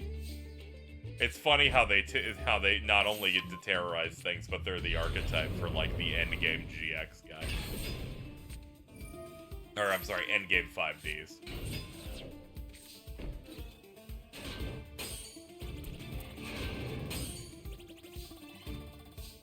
We got our dangers, and, we've made 0 progress. Will PM run the bottom deck eventually? Potentially. I assume I'm getting mad because the fucking the dangers always get picked or whatever. Anyway, we got Rivalry here. Each player can only control one type of monster. Skull Invitation each time a card is sent to the graveyard. Inflict 300 damage to the owner for each card sent. And we're going to Pen Summon. It's between a 7 and a 2. We're going to use Scrap Iron.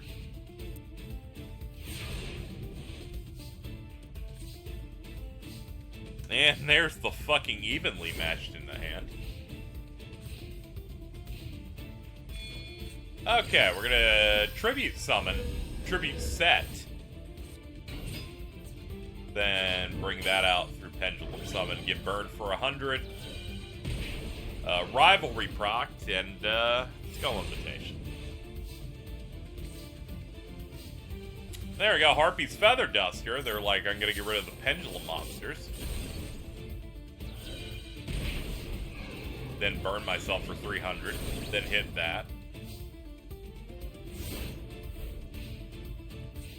Oh, hope your shift went well. Just switching that over to defense, and then we're gonna Cup of Ace. Cup of Ace is just pot of green. You can just play that. It's gonna be heads. It was not heads. Okay, your opponent draws 2 cards. Skull Invitation, then burned you for 300. Alright, well, so far, bottom's not doing too well.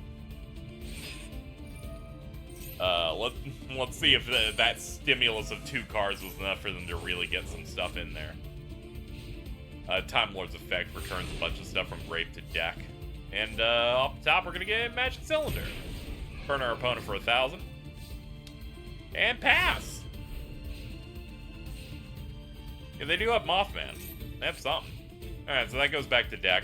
We're going to bring out Hylon, the Time Lord. At the end of the battle phase of this battle, your life points are lower than your opponent. You deal damage, but unfortunately, they're not having that problem right now. Off the top, we got a Threatening Roar. Gonna pass. Welcome to turn 16. This duel will not end. I want you to know. That gets shuffled back to the deck. Pen Scale, so we have a 7 and a 2 now. And we're gonna pop them.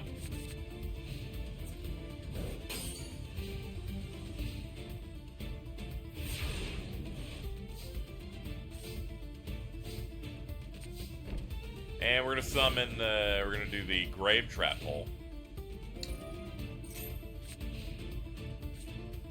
And summon Metion. There's a Time Lord that gets more regular play. We're gonna Duality to get Ignite Templar. Skull Invitation procs. We're gonna put in Gallant and Templar scaled up. Going to pop them for Margrave. End of the battle phase, and it's going to get scrapped, so no attack will occur, because they're like, we do not need that attack. Moving on, we're going to draw a Network Trap Hole, and we're going to pass. Welcome to turn 20. Just going to put the controller down here. KZ said, I'll wait to pee until after the next match. Biggest mistake of my life. Off the top, we got a Harpy's Feather Duster we can't use, and we're going to go ahead and pass. We're going to bounce that over back to the deck, as is the rules. Going to pop those so we can get Ignite Crusader into the hand. Going to summon Crusader, and we're going to end our turn. Okay, welcome to turn 23. Up top, Trickstar Narcissus. We're going to switch our Mothman to defense and go ahead and pass it up. I was wondering why the this thing here wasn't accurate. It did that shit again where it didn't, where it just kind of lost track. It was that.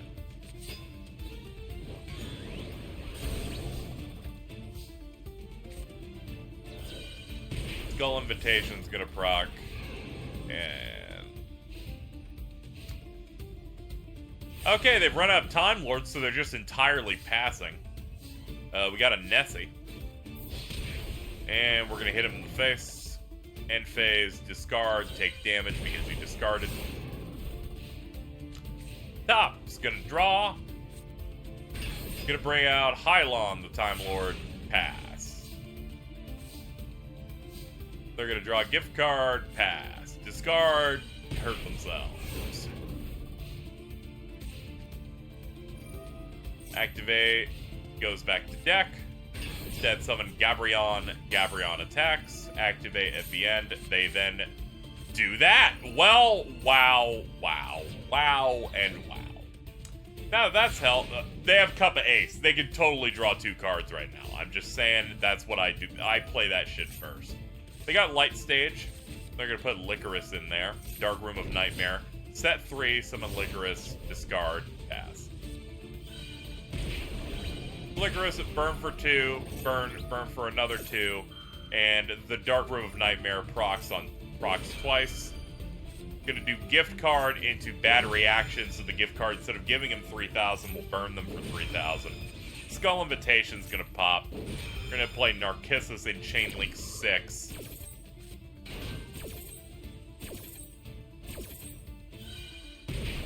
Burn for 3,000, then another 300, then another 300, then another 300, then another 300. Now they can start their turn. That returns. Part of the underdog is played in, then they're gonna pass. Cup of Ace. Dude, it's just Pot of Greed. It was, unfortunately, a Tails again. They allowed their opponent to draw. Burn for 4, burn for 2. Skull Invitation, burn for 3. And the Dark Room of Nightmare loops.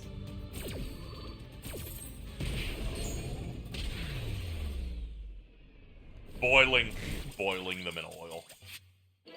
Good job, Bottom won the game. That match took so long I don't have to pee anymore. It just kind of passes.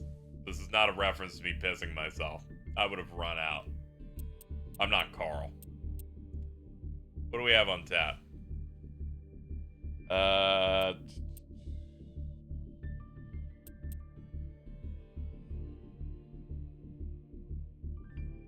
Looks like Pendulum Fusion Dragon stuff. That's kind of what I'm getting on top there. Blue Eyes on bottom. That's the match we will choose next. If I can go pee after the next one. Don't worry, that's the plan. That's the plan. I'm giving you a minute to vote on Blue Eyes or the other one.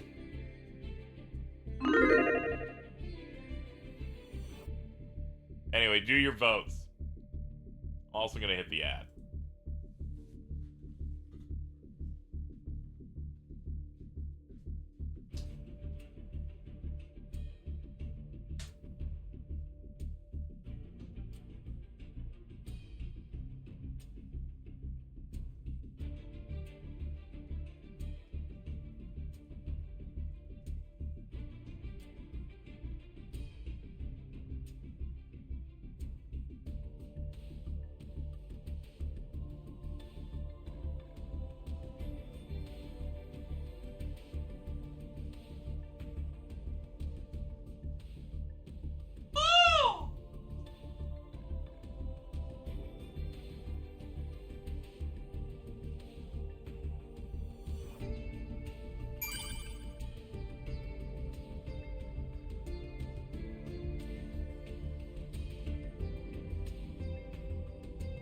Thank you, Zing Amazing.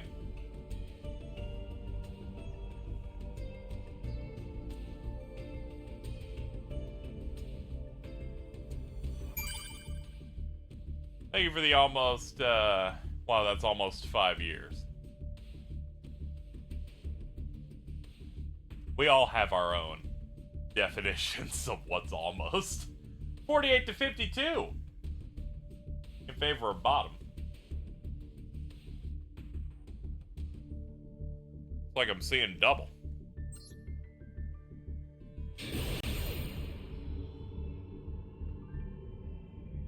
Richard Epcar plays character of the Pluto dub. I'm gonna get to that eventually. Keep getting distracted by other stuff. Alright, let's see what we got. The Dark. Hex Sealed Fusion. And Defense Draw.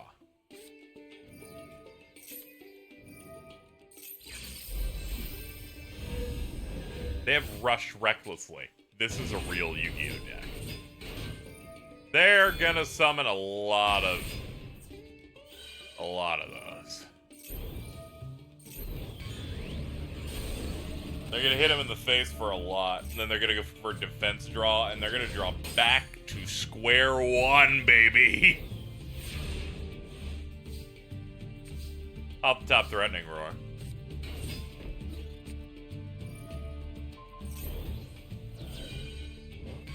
Bro, let's go. This is what I call a real play.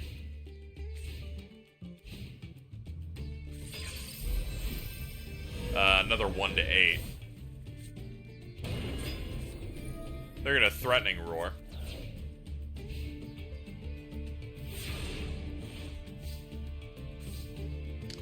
Stamping Destruction. They're gonna sacrifice for Strong Wind Dragon. They're gonna set the Stamping Destruction.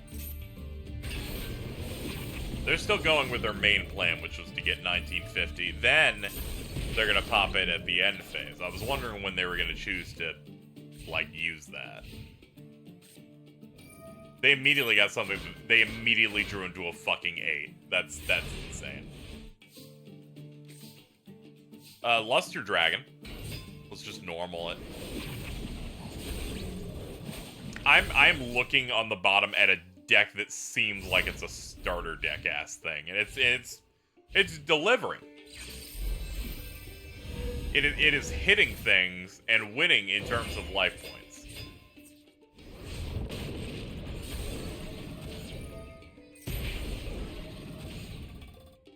They are no longer winning in terms of life points, but you know. Threatening Roar off the top, that's an immediate, like, oh, there you go. And they're gonna go hit him because, hey, why did you switch everything to attack for, like, not even a full force push? And there we go. Duelist Alliance, and in response, round.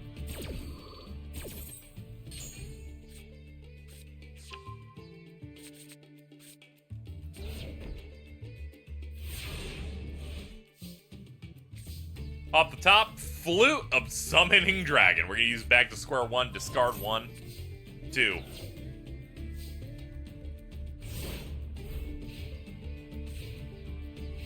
Okay, I'm just gonna go ahead.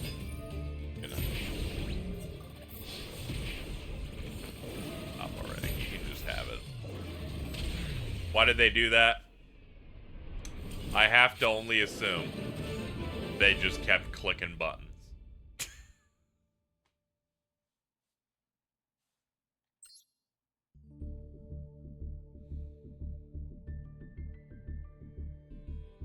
That didn't feel good. At no point did that really, like, feel good. I'm gonna be honest. We're just gonna reboot the game now. We're gonna reboot and get a new set. That kind of poisoned it. Not a fan of that result. Hold on. I need to de-stress. Hey, there we go. We're good.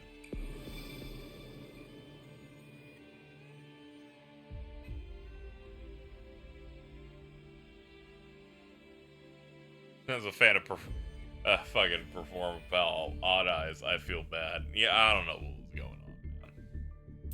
But it's fine. We are in a new world. Even more potential for plays coming up. Like this one. What looks to be the Synchro starter deck versus Zombie Dragons. Vote now on what you think will win.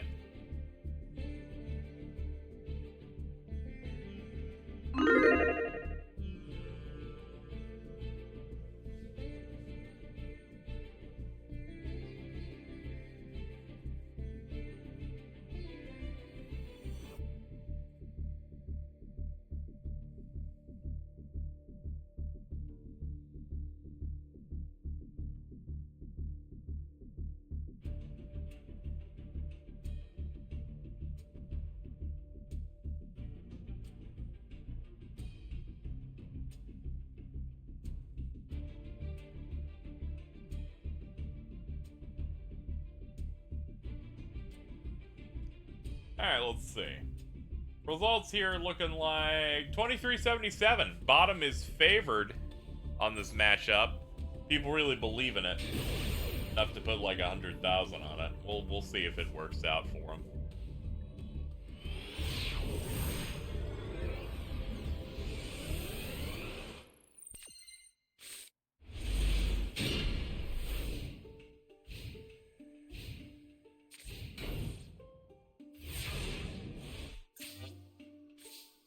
Okay, they opened with, yeah, just a couple sets. Immediately, we're going into a Synchro of Red Eye Zombie Necro Dragon. We're gonna activate Zombie World, making everything zombies. Fuck what I just said, that's just not happening. That was a lie, in fact. We're gonna go ahead and set to, hit the Fencing Fire Fairy to move on. One feature I'd like in this is a button that allowed me to switch over to the other perspective. That'd be neat.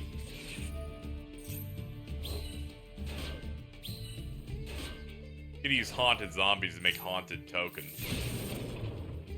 We're gonna Raigeki though, because they're like, we can't handle tokens.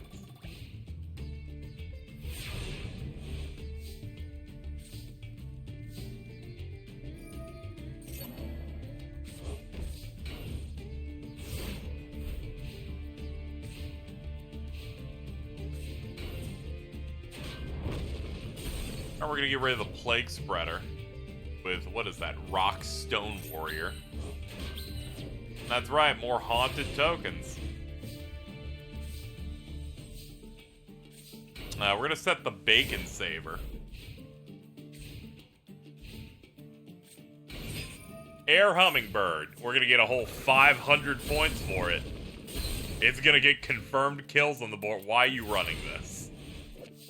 What are you doing?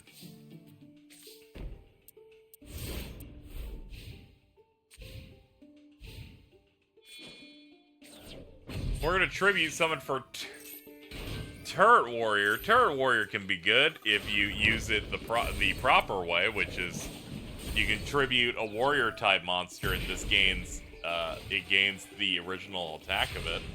I wouldn't necessarily use its tribute summon version, but you know, everyone gets to do their standby phase. Max Warrior, and they're gonna do all those for Gaia Saber, the Lightning Shadow. Emma's Judgment's gonna proc and kill it instantly, and then nothing fucking happened. Now we get to hear their ace card musical theme while the card's been dead longer than it was not. We're gonna set 2 cards and pass. This is maybe the worst duel we've had yet. Globe Bloom's gonna be set.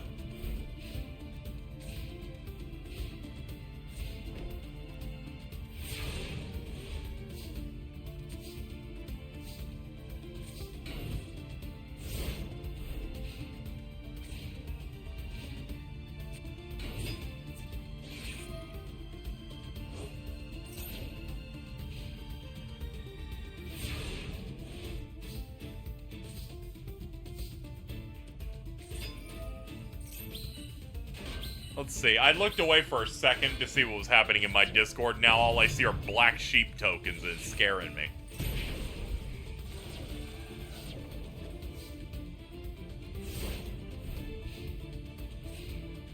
Well, they've managed to find out how to keep cards on the field, which is to just never engage. It's okay. We're gonna go ahead and synchro into Flamvel Urquises. We're gonna use Synchro Blast Wave. We have a Synchro, so we can just pop something for free, and then we're gonna crash into one of the sheep tokens. Okay, gonna off that. Summon Shang-Chi, the Spiridao. We're gonna get access to their own Synchro, and then we're gonna use it as material for Zombie Necro.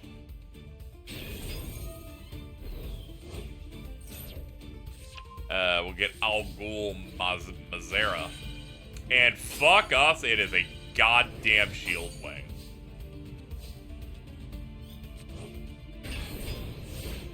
Shield Wing can avoid dying twice. Very good for stalling out. And Colossal Fighter hits the board.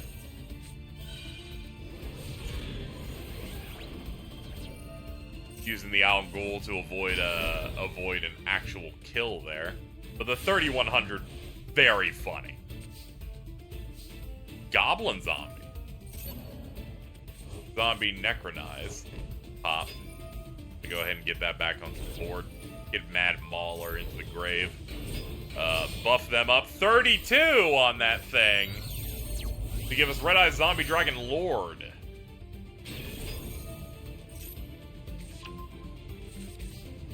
And we got the Pain Painter. Alright, we have 200 of buff, so we can take that thing out. Its effect activates. Oh shit. It's back. 2 Shield Wings! I was not looking at that shit at all in the slightest. Alright, the fucking turn timer's fucking dead, so I'll just have to be freeballing. I can't cheat while looking at what happens. Okay, they popped it, but it's back. We still have more attack than Colossal Fighter, but still. Get Mad Mauler to the field. Kill it, 200, activate its effect. Ladies and gentlemen, it's fucking back. There it is. We can kill the thing on the right. At least that thing can learn how to die. It lives, they end. 2 fucking Shield Wings. Max Warrior. Gonna do Return of the Zombies. Cycle. Battle phase. Hit the Lord. Kills the Lord. Activate Necro Dragon to res the thing that was literally just killed. They're gonna do Max Warrior. That's not enough. Don't know why they even did it. And we're gonna go ahead and move on. They got Kasha into the hand. Discard, switch to attack. Shield Wing effect. Shield Wing effect. It is now vulnerable. There. They have to commit 3 fucking attacks to start taking some of them out, and that's gonna start up. It's a miracle. Colossal Fighter is back on the board. Is this purgatory? Yeah, that's why there's dead things in the game. Oh my fucking god, they can't stop that. Alright, well, swords are up, so it's gonna be a fucking really valuable 3 turns here. A Samurai Skull. Yeah, there's just nothing. They cannot answer, a continuous magic card. Next, Set Pass. Oh, okay, no, they're actually gonna go for a hit. They'll go for the thing that's summoned because it gets them a bit more value, but then Zombie Necro just keeps allowing it to come back. And their whole issue is that they can't get over it because it's 100 above them, so there's like no fucking hope here. Dust Tornado, targeting that. They're targeting the Reject Reborn.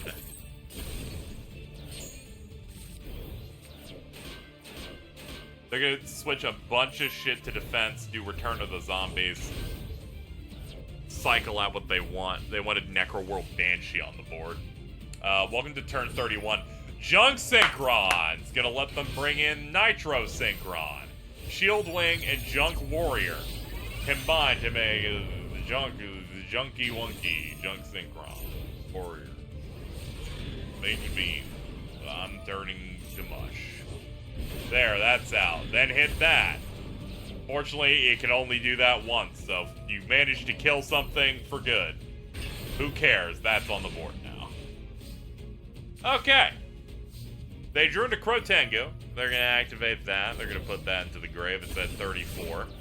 And the swords are gone. Alright, you've delayed for 3 turns. What can you do now? Well, you can Synchro summon. Giving us a Mighty Warrior. Mighty Warrior. If this card destroys an opponent's monster by battle, inflict damage to your opponent equal to half of its attack. That's crazy. Oh god, is it just over? Is it just over?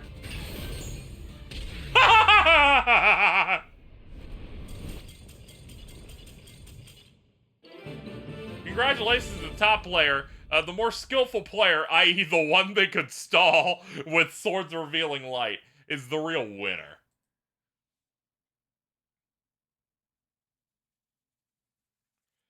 Congratulations to Immortal Hero getting 222,000 points.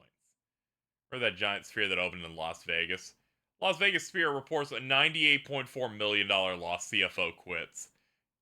There's a post saying it's really funny how they can get that giant sphere approved and built in record time, but we cannot get anything related to public transportation passed very easily.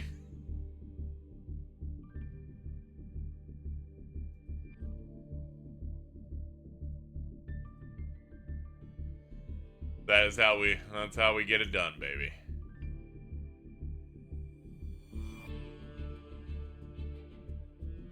I'm gonna serve you up this match here. This is Lava Golem Zeus with Kashtira versus a Galaxy deck. You will have 30 seconds.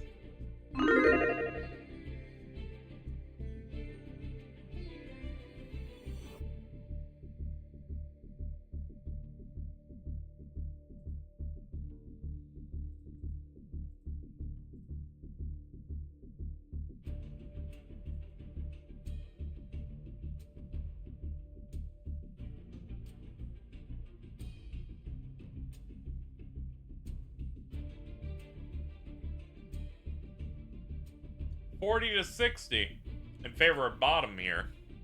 Well, let's see how it goes. Meta Sheep Cash versus a Rogue Sheep Galaxy. Yeah, tell me about it.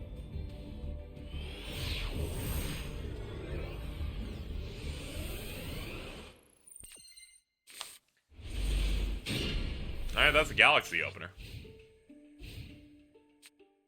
Alright, first up, they're going to do Kashtira Rise Hard to put Fenrir into the Banished. Then a bunch of other stuff happens. The Fenrir is on the board. Ogre. Kashtira Theosis puts the Unicorn onto the board. Gives them birth. Then they're going to go for Kashtira Shangri-La. I think that's supposed to be an I, so it's supposed to be Shangri-Ira, but I'm not going for the pun. We're calling it a normal word instead.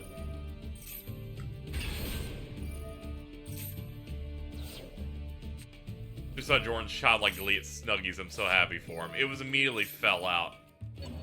But Nev had to be so toxic about it.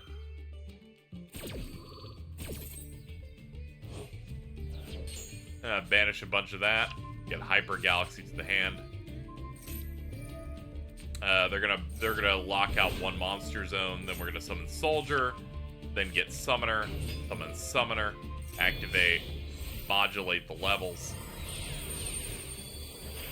That gives us Galaxy Photon Dragon. Do that. Add Galaxy Eyes Afterglow. Play Hyper Galaxy. Gets rid of that. Gets rid of the Fenrir. Summons this bad boy to the field. This opens up some options here. We do 100. We get Baguska. We activate Afterglow since there's a regular Galaxy Eyes out. So now we have 2 8s. And we're going to stall with them instead of putting out anything or committing to a rank 8, it looks like. Gonna get Rise Hard out. Baguska applying effect. We're gonna overlay for Red Eyes Metal Flare, which burns you for card effect activation. And gonna pass it up after we get the Fenrir on board. Up top, we got a Called By. Baguska's effect pops, kills Galaxy Zero. Bring back Summoner with it as an equip. And overlay for Galaxy Eyes Prime Photon Dragon. It is a Royal Rare, which will then go into Chaos 62 Neo Galaxy Eyes Prime Photon Dragon. Good lord. 6,400 attack. We're going to put the Photon Trident on it, bring it up to 71.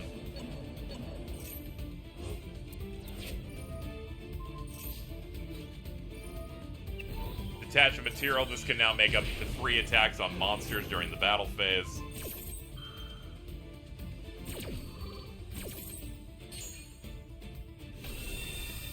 And we get a vanilla Galaxy Eyes out into the board. That brings our attack to 12,600. And Pierce for 10,000. Alright, that locks it up. Bottom does, in fact, take it.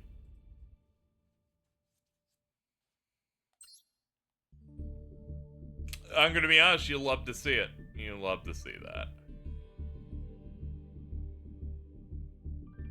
The next game that is going to be incredibly hard to decide who would win there. What seems to be the Link starter deck when you start the game, and a Crystal Beast deck.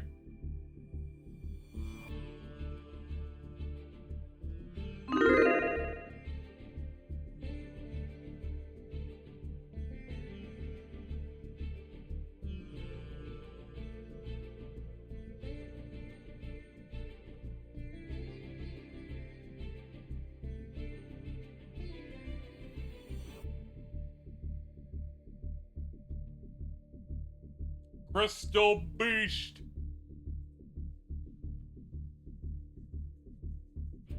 Alright. Top versus bottom looks to be 66% of you believe in Crystal Beast. Let's see how it goes.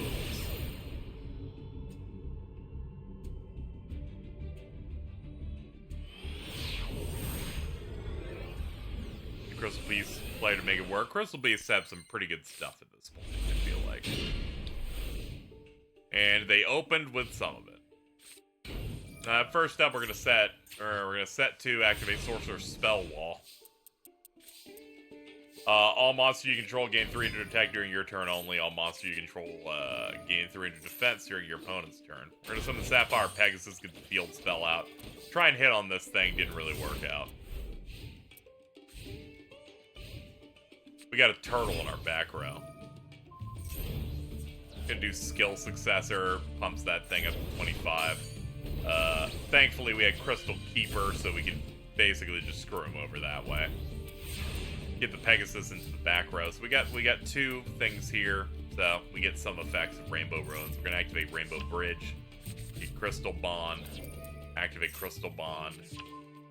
Gets the Cobalt Eagle that I call the Chaser in the recent Millennium Mike episode. Get a Ruby Carbuncle in the back row. Get the Amber Mammoth. We're in a pretty good position.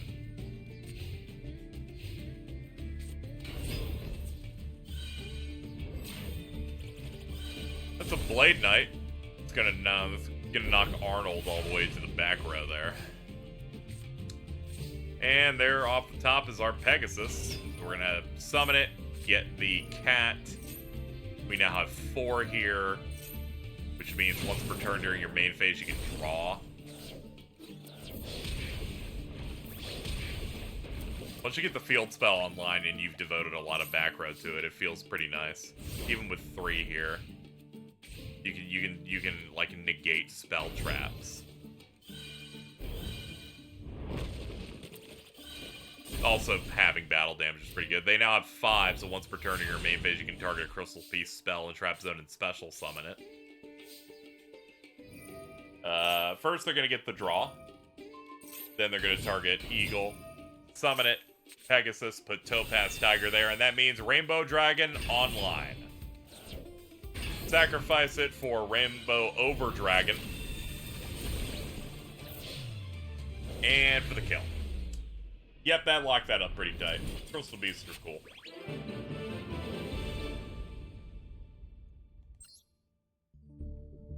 That seemed pretty open and shut, but I did want to see I do like watching Crystal Beast games. I do like seeing them pop off a little bit. Now, what is this on the left? Ah, okay.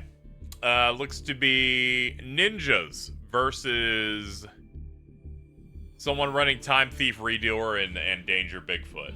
I don't have much guidance on here. Sometimes the top 3 cards don't immediately tell me what the full scope of a deck is. Then it looks like Raw 10, the something general.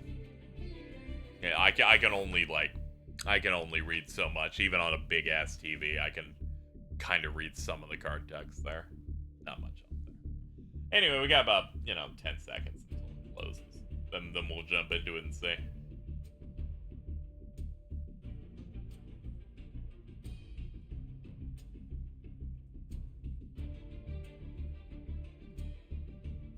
Alright, we're looking at 65-35. Top versus bottom. So people really believe in what top can bring to the table here. Any funny duels? I don't know when you left, so I will not continue the conversation.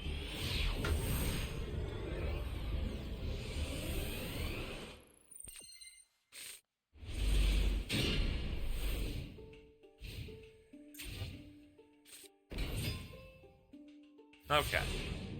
They summoned Goate, the Gallant Ninja set of card. Now we're gonna summon Gooblenberg.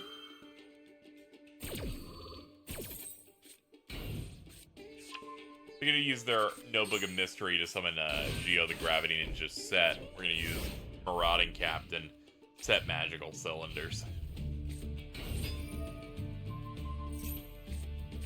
They're gonna flip those two face down, go for an attack. We activate Magical Cylinders to then set one.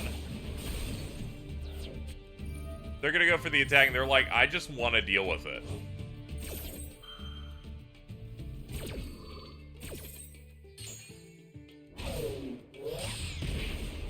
We got to see the power of a doubled up Magical Cylinder, so that was a nice 46 to their head. And we're going to draw another Marauding Captain. We're going to activate the Monarch Stormforth. Tribute both of those to normal summon Bigfoot. Activate Power of the Guardians. Gets a spell counter for attacking with it when it was equipped. And, yeah, alright. Tobari the Sky Ninja being sent so it can pop off with a bunch of other stuff. And we're going to link into Ninja Grandmaster Saizo.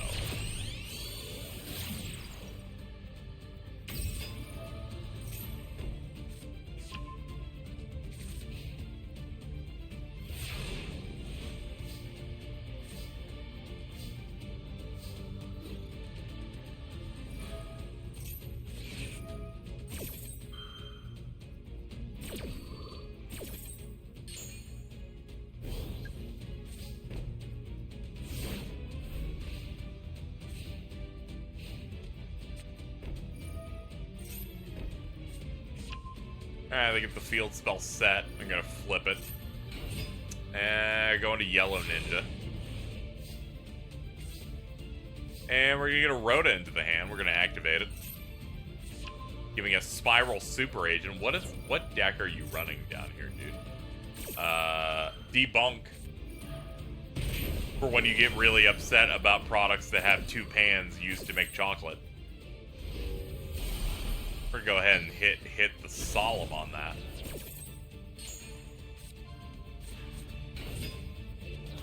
Spiral Super Agent gets onto the field. We're gonna pop that field spell there.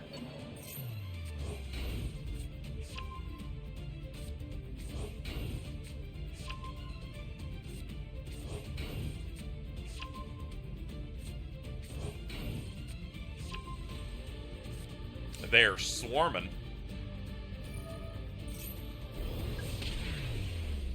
I'm glad that ninja player was just like, hey, can I waste your time? And I'm like, no, could you just not do that, if possible?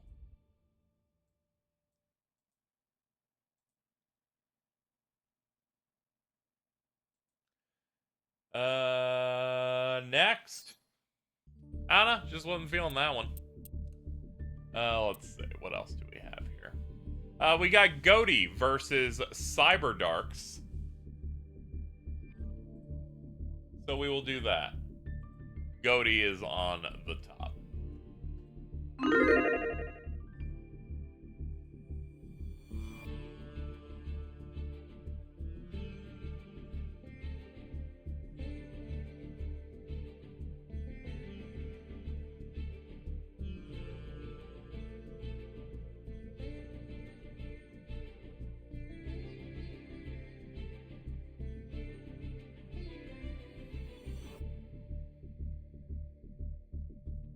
Okay, looking at how you guys saw it, you really like Goate.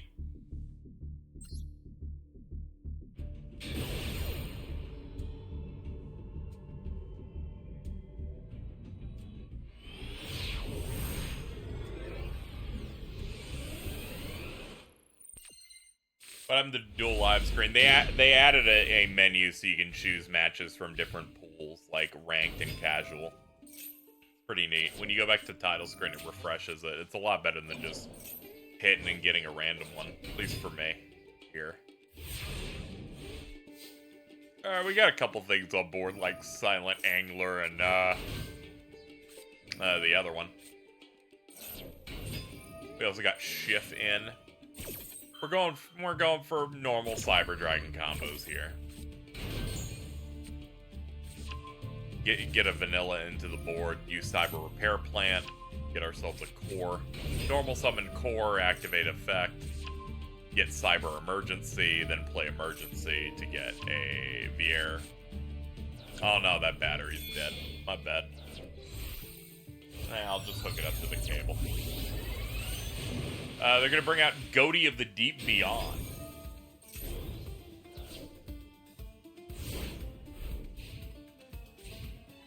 Oh, hold on. We have another pad over here. Oh, that's charged. Dude, we're set to go. Alright, well, they cleaned house pretty easily.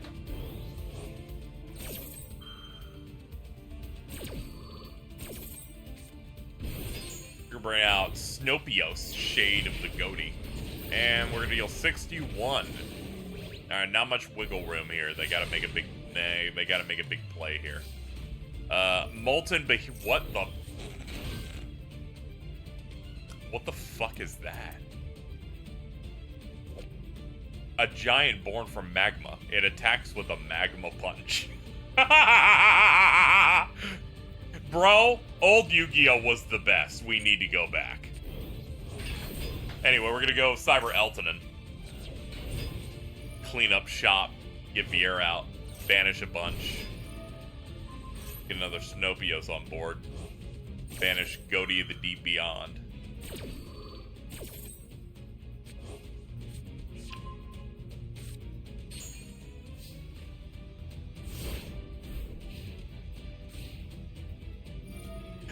His ass better stay in the hand or he is cooked. Oh man, it's time for Gwogulum, the Spear of the Goate. I'll fucking tag someone else you know who's a real Glogulum.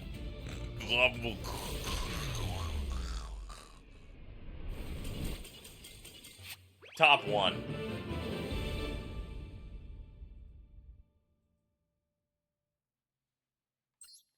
Let's see what else we have on offer here. What's in ranked at the moment? What are we serving up here in ranked? Here's one. Libromancer versus Dark World. I'm just looking for a variance in decks, and the game isn't completely screwing me over on that one. Are you a liberal? Or are you someone who runs Dark World?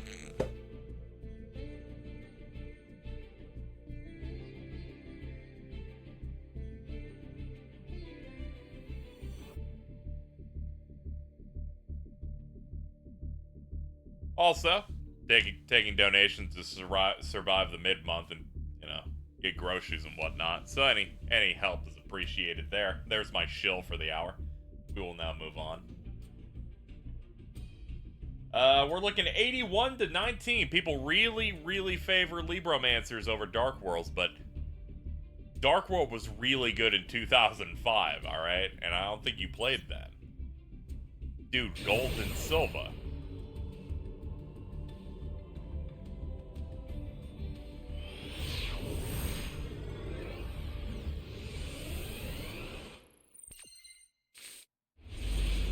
Now they hand loop, see?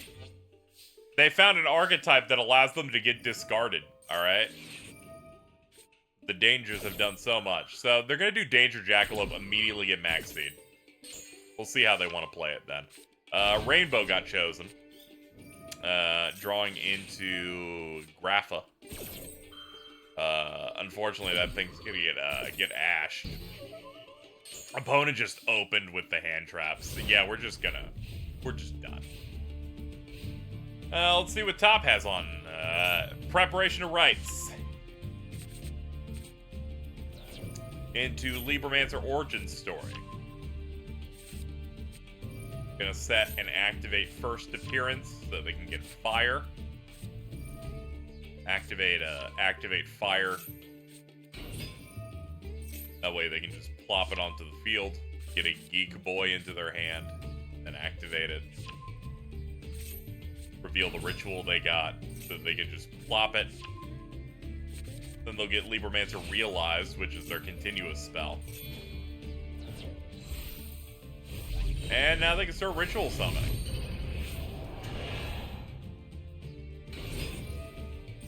Usage rate 0.001%. That's because this game is homophobic, I guess. I don't know. There's Fire Burst. Here we go.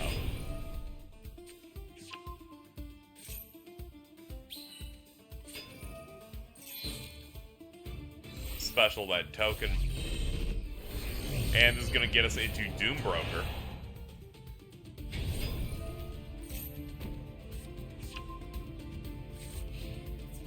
And battling it up.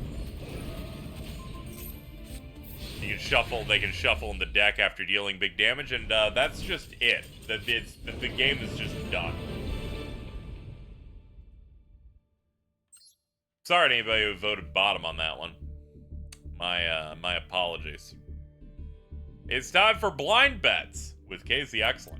In this one, top is a mystery deck, whereas the bottom one is XL Synchro style stuff. So the Stardust Dragons and the various Majestic and other variants that they have. That's all you know. You have 30 seconds. Top could have anything. It could even have blue eyes. Content warning. I'm in the ranked pool.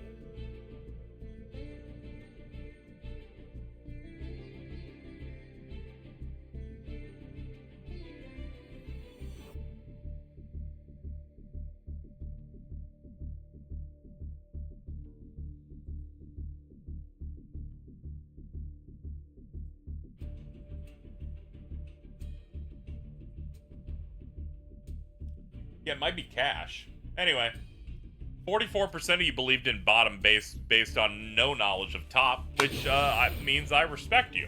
Let's see how it goes.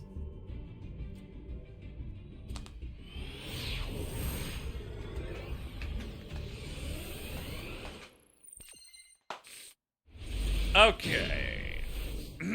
Man.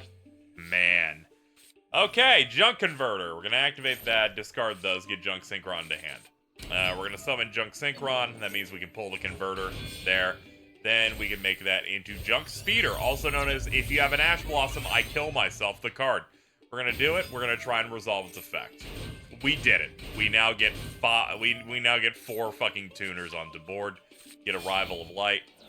And that means we can go into charge. Okay, they're going to be able to just play. They're going to go do that. They get a draw off that. Arrive in Light gets to be activated.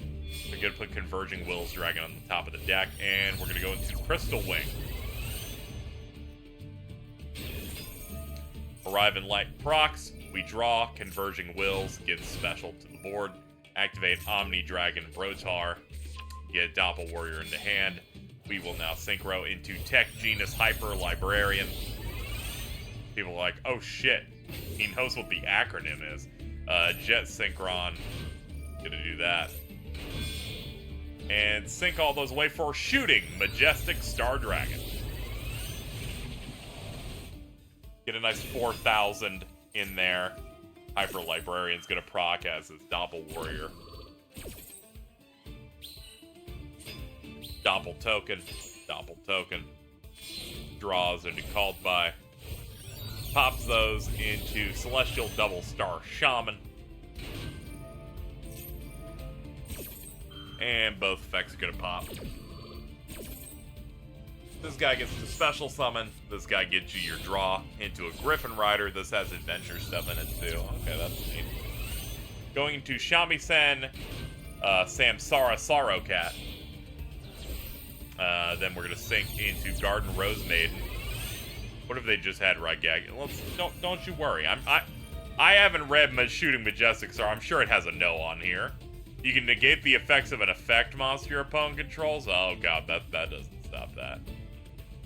Once per turn where your opponent activates a card, quick effect, you can banish this card until the end phase, and if you do see, they can say no to Raigeki. We got this.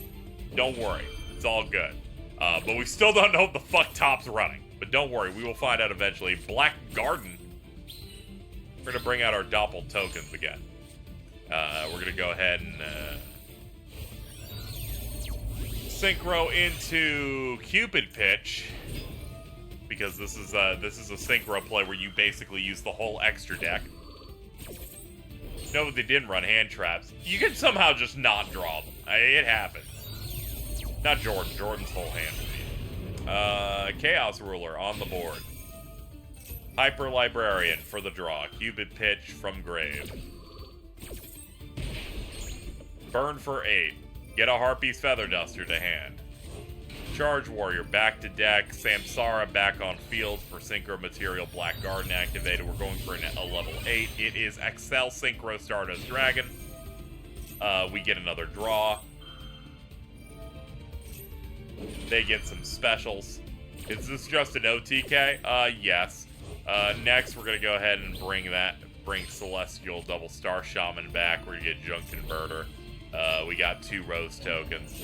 We're going to pop those. Get Garden Rose Maiden here. Gonna off you for the Synchro summon of normal Stardust Dragon. And we're going to sync these 3 off together to make a 12.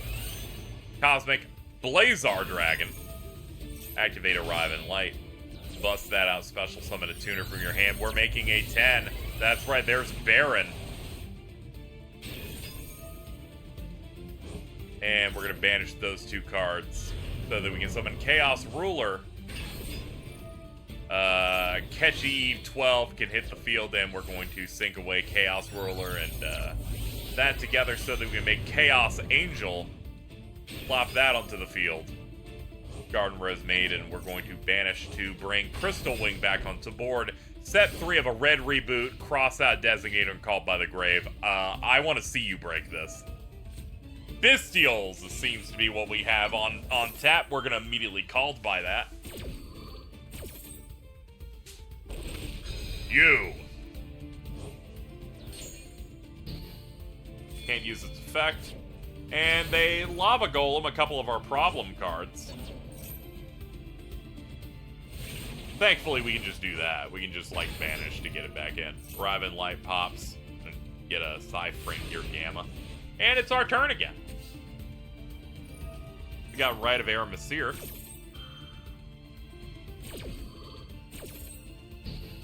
We're going to negate and destroy the effect of the Lava Golem they gave us, so no burn. And then we're just going to hit him for 1 billion damage.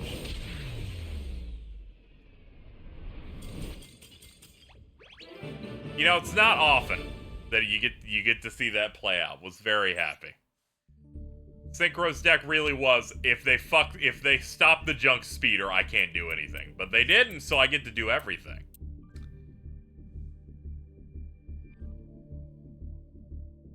Next one, Mathmech versus Ninjas. Content warning, Ninjas have lost every match they participated in. It's only been 2, but I just thought I'd let you know.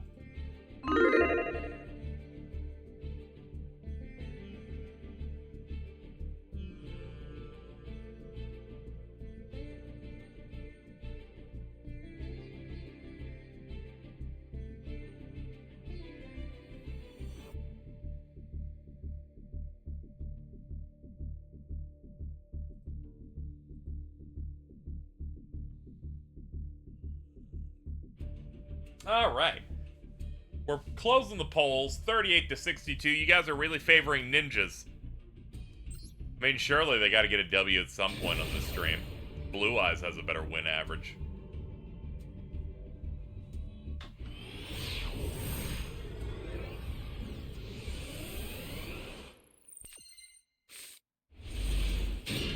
Okay, here we go.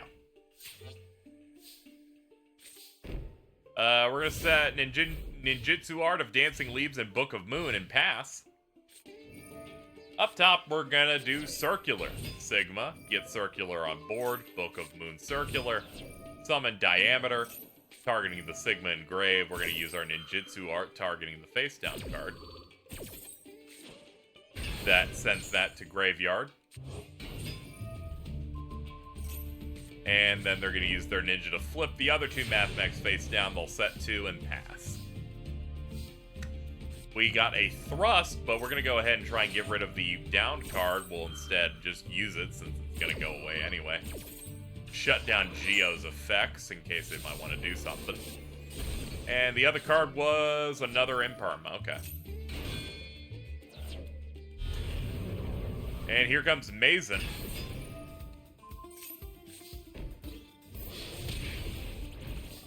Gonna go with the 25 direct because he's a cool ass ninja. The motion tweening animation of Mazen works because all it is clothes flowing and not a weird arm going back and forth like one of the ones we had earlier.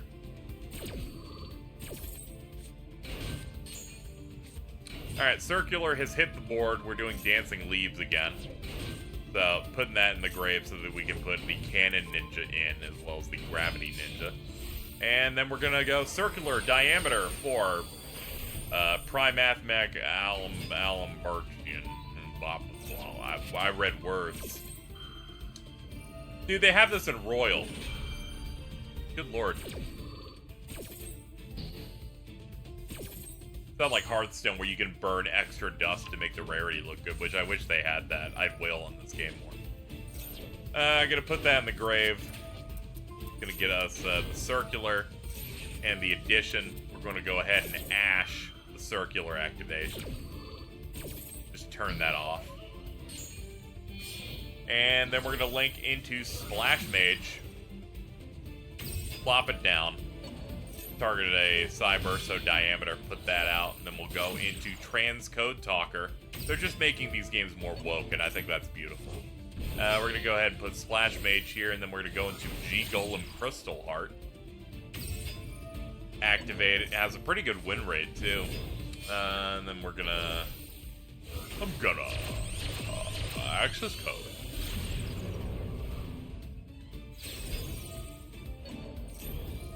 Activate. Pitch that stuff. We're looking at a 4,800.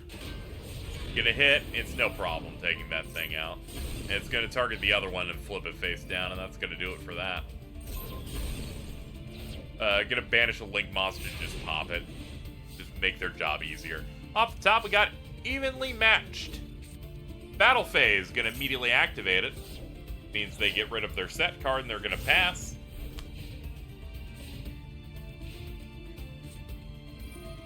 Activating Mathmech Equation. I'll bring Alambertian back. Get rid of the Code Talker to bring in Sigma. Sigma and Circular. Get Super Factorial. Then we're going to get Update Jammer. Update Jammer is going to hit the board. He had game. Don't worry, they have a better idea. And it is Decode Talker Heat Soul, as it turns out. Then Update Jammer activates Engrave. They'll deal 2,300, then 2,300. Then burn themselves for 1,000. Draw, set, pass. Off the top, Ash Blossom. Summon 3. Overlay for Prime Mathmech Laplacian.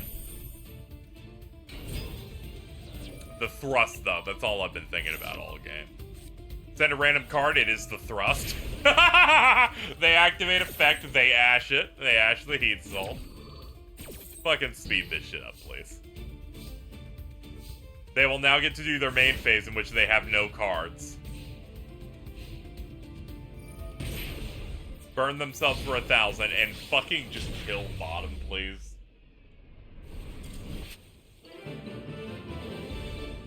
That game was bad. That was bad and icky and no good.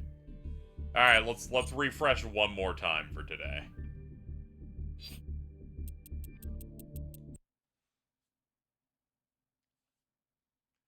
I got a payout of 200 points. I'm rolling in cash. Well, let's see if we can get you even further in some of the next set of games we got on tap. I love watching Yu-Gi-Oh! Play out. I don't have too much interest in playing Master Duel too regularly because the games are too long. That's pretty much it, honestly. I'd ladder, but the games are a bit too long for me.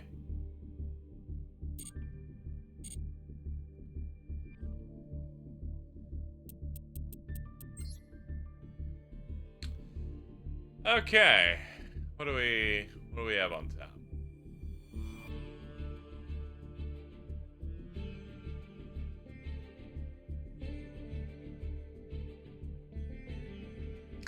We gotta do it. There is 3 Ash Blossoms versus Kashtira.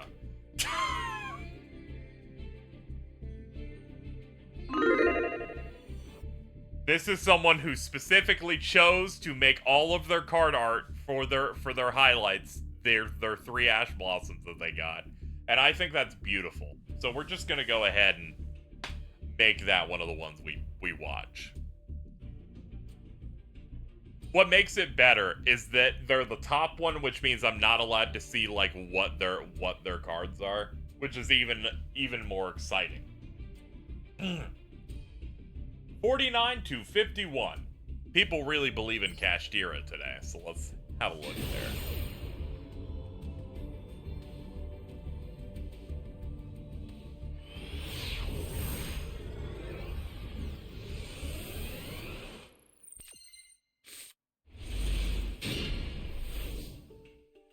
Alright, get to work. Bottom starting off, so Rise Heart. Getting rid of the Unicorn there. Some cards get banished face down for the opponent. Unicorn on board. They get their Theosis. They'll go ahead and activate it. They already have it, too. And they get Fenrir. Fenrir's on board. Fenrir activate. Tira Element. Kashtira. And they're going to make Shangri-La. Gonna pop. Tira Element. Kashtira on the board. Banish the Theosis. Put a bunch on the graveyard there.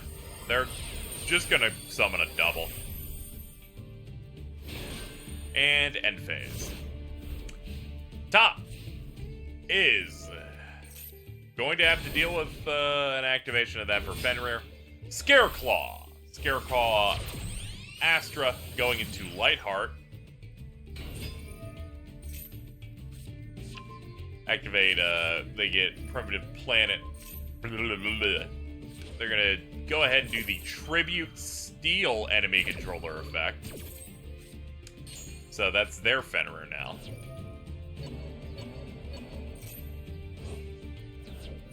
Banish a bunch face down, activate 2 Shangri-Las in a row. To go ahead and shut down 2 zones. Use Fenrir's effect, bounce, get Scareclaw Kashtira, activate Thrust, get that talent, activate talent, draw 2 cards, pop everything for Kurikara, Div Incarnate. That's at a 4,500. Then get Scareclaw Kashtira onto the board as well as Reichart. They're gonna chain Ghost Ogre to pop it. We're gonna get what was that? Twin Saw into hand. Activate Scareclaw Arrival, targeting the Reichart. And we're gonna link them together for also the Earth Charmer Immovable. Activate. They're going to get that Fenrir back onto the field, and they're going for lethal. Good job, Top Heads. You won.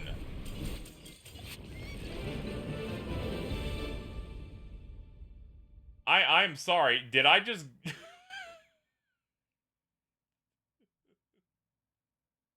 let me just double check here. Just the runic tip followed me. That's an amazing... that threw me off enough where I'm like, hold on. Wait a minute.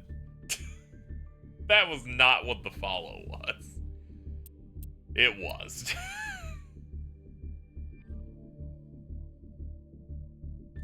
Our next one will be this one that features Chaos Ancient Gear Giant, Div Incarnate, which we just saw in Numeron Dragon, versus Elemental Heroes.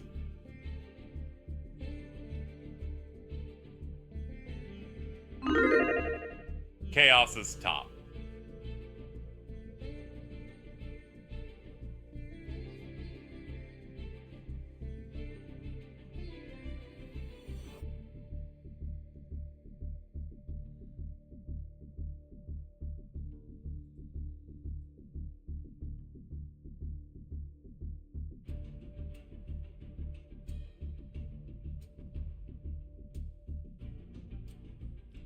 Okay, closing the polls now, and you believe that elemental heroes have no shot at all because it's 67 to 33.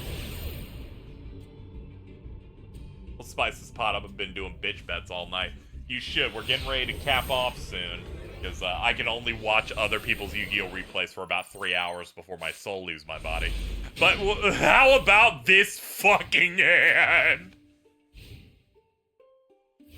Top has immediately passed up. Let's see what we can do. Oh, thank God we drew something. Neo's Fusion. Max C immediately in response. Usage rate on Max C, 93%. I think it should be 100%. I think this card should never be banned because people keep asking it to be banned every day. We're going to bring in Brave Neos. We're going to get our Stratos up. We're going to set Shadow Mist and Super Poly. And we're going to pass it up. Top's going to go ahead and set, and they are going to pass, and we're going to go here. We have a hero lives. Stratos.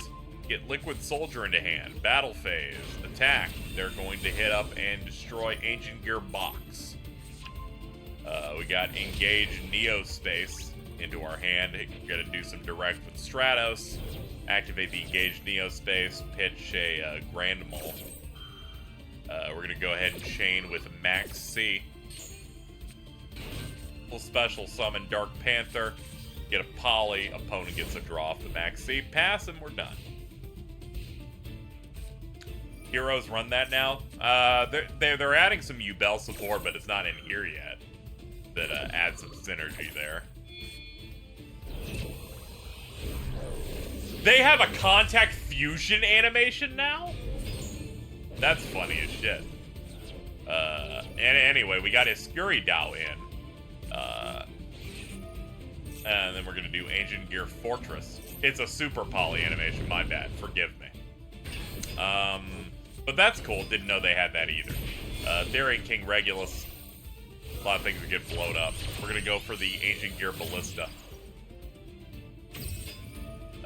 Lets us add an Ancient Gear monster or a Gear Town to hand. We're going to go ahead and pick the Wyvern, activate Ballista's effect, targeting our castle, popping that, bringing in Brave Neos to 0. We're going to get our Wyvern out. Reveal box, get a gadget to hand, reveal it. Power Bond. Fusion summoning something with doubled attack, and then they're going to take the damage of its attack at the end. That gives us an Ancient Gear Giant with an attack of 9,000, attacking the thing with 0 for an OTK. Good job to Top, you have won. Brought something to 0 in the same turn, and then busted out something that could one-shot. What a great game. Next match, I will give you guys 30 seconds on this one. This is Burning Abyss versus Exodia.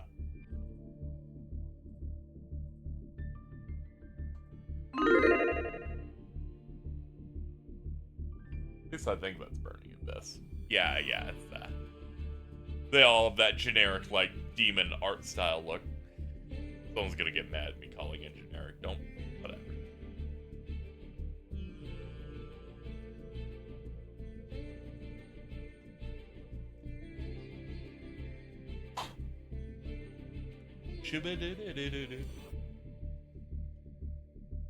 Oh, yo.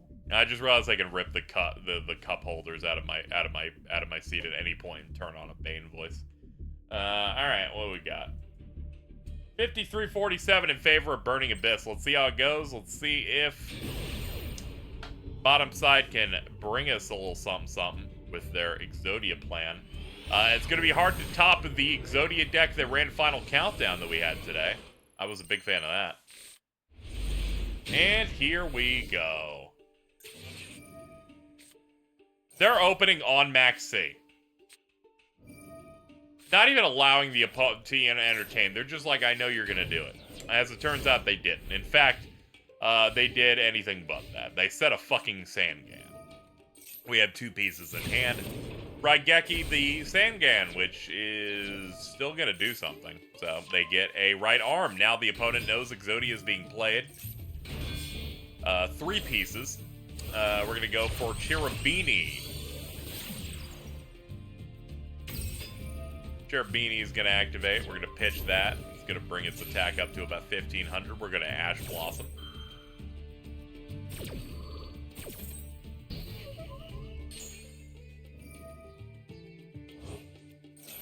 Going to banish that. That's going to get us the Shade Brigandine trap into hand. We're going to go ahead and just set it down, activate, boom, get Rusty Bardiche, Link Summon. Just go ahead and rush us through that. Click the button. Pitch, then we're gonna get a Fog Blade to field, Silent Boots banished, get another Fog Blade to hand, Flubbin' Words. Then we'll use the effect of Perform Pal, Creepable.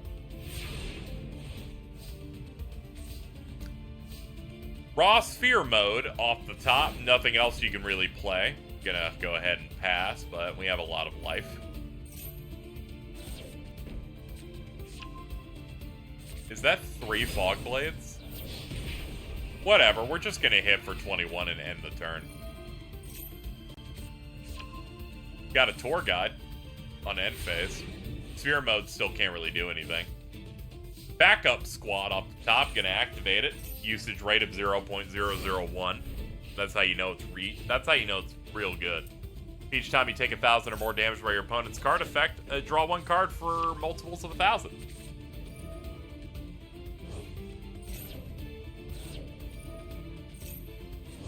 A lot to get some cards out of here. We're gonna normal Tour Guide, that's gonna get you that, and then they're gonna make Leviair. Leviair is gonna proc, we'll detach, target thing with large hands. Cherubini back online, and we're gonna go for Break Sword. They got cards on board now. A lot of damage also, looking at it. Something in the 65-ish area. Yeah, they're almost... Alright, they have 9,000 on board. Realize I can click this and it can just tell me that the game's fucking over. Yeah, the Exodia had, like, no form of stall. About the best they had was a Sphere mode, but they had it at a time where top really didn't have a lot of board presence, so they could use it. So, sadly, that Exodia deck just did not work out. Let's see. Anything I want to run in here?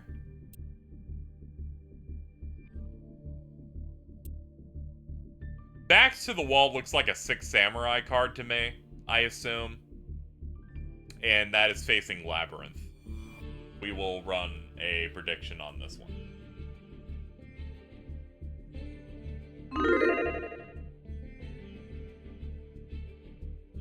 Yeah, it looks like 6 Sam versus Labyrinth, and we have not seen either of those decks.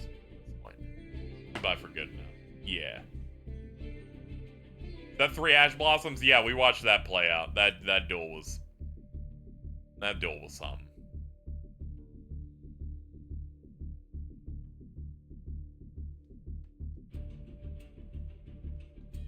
Hold up, I have a DM. Let's see what Discord has for me today. It is a Twitter video I cannot watch. All right. I was just making sure I didn't miss anything, like Jordan saying I'm gonna.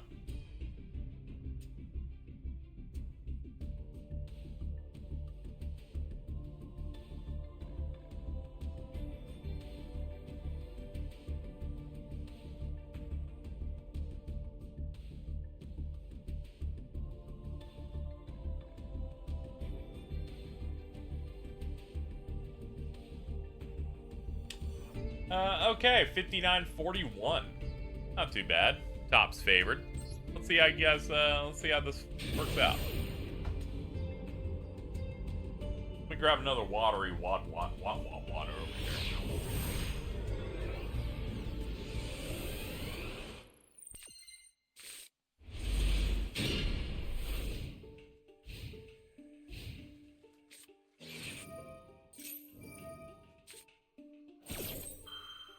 Water was significantly farther away than I thought. I couldn't just reach over to it. Alright, let's see. What are we playing here today? They're using what's left of the Ishizu-related cards. They got slammed into the dirt. We got UA up top.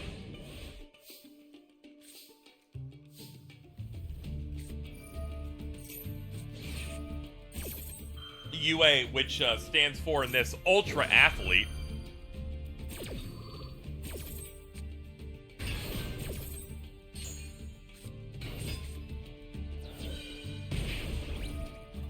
Bottom's starting to do their Labyrinth stuff. I haven't actually watched much Labyrinth being played.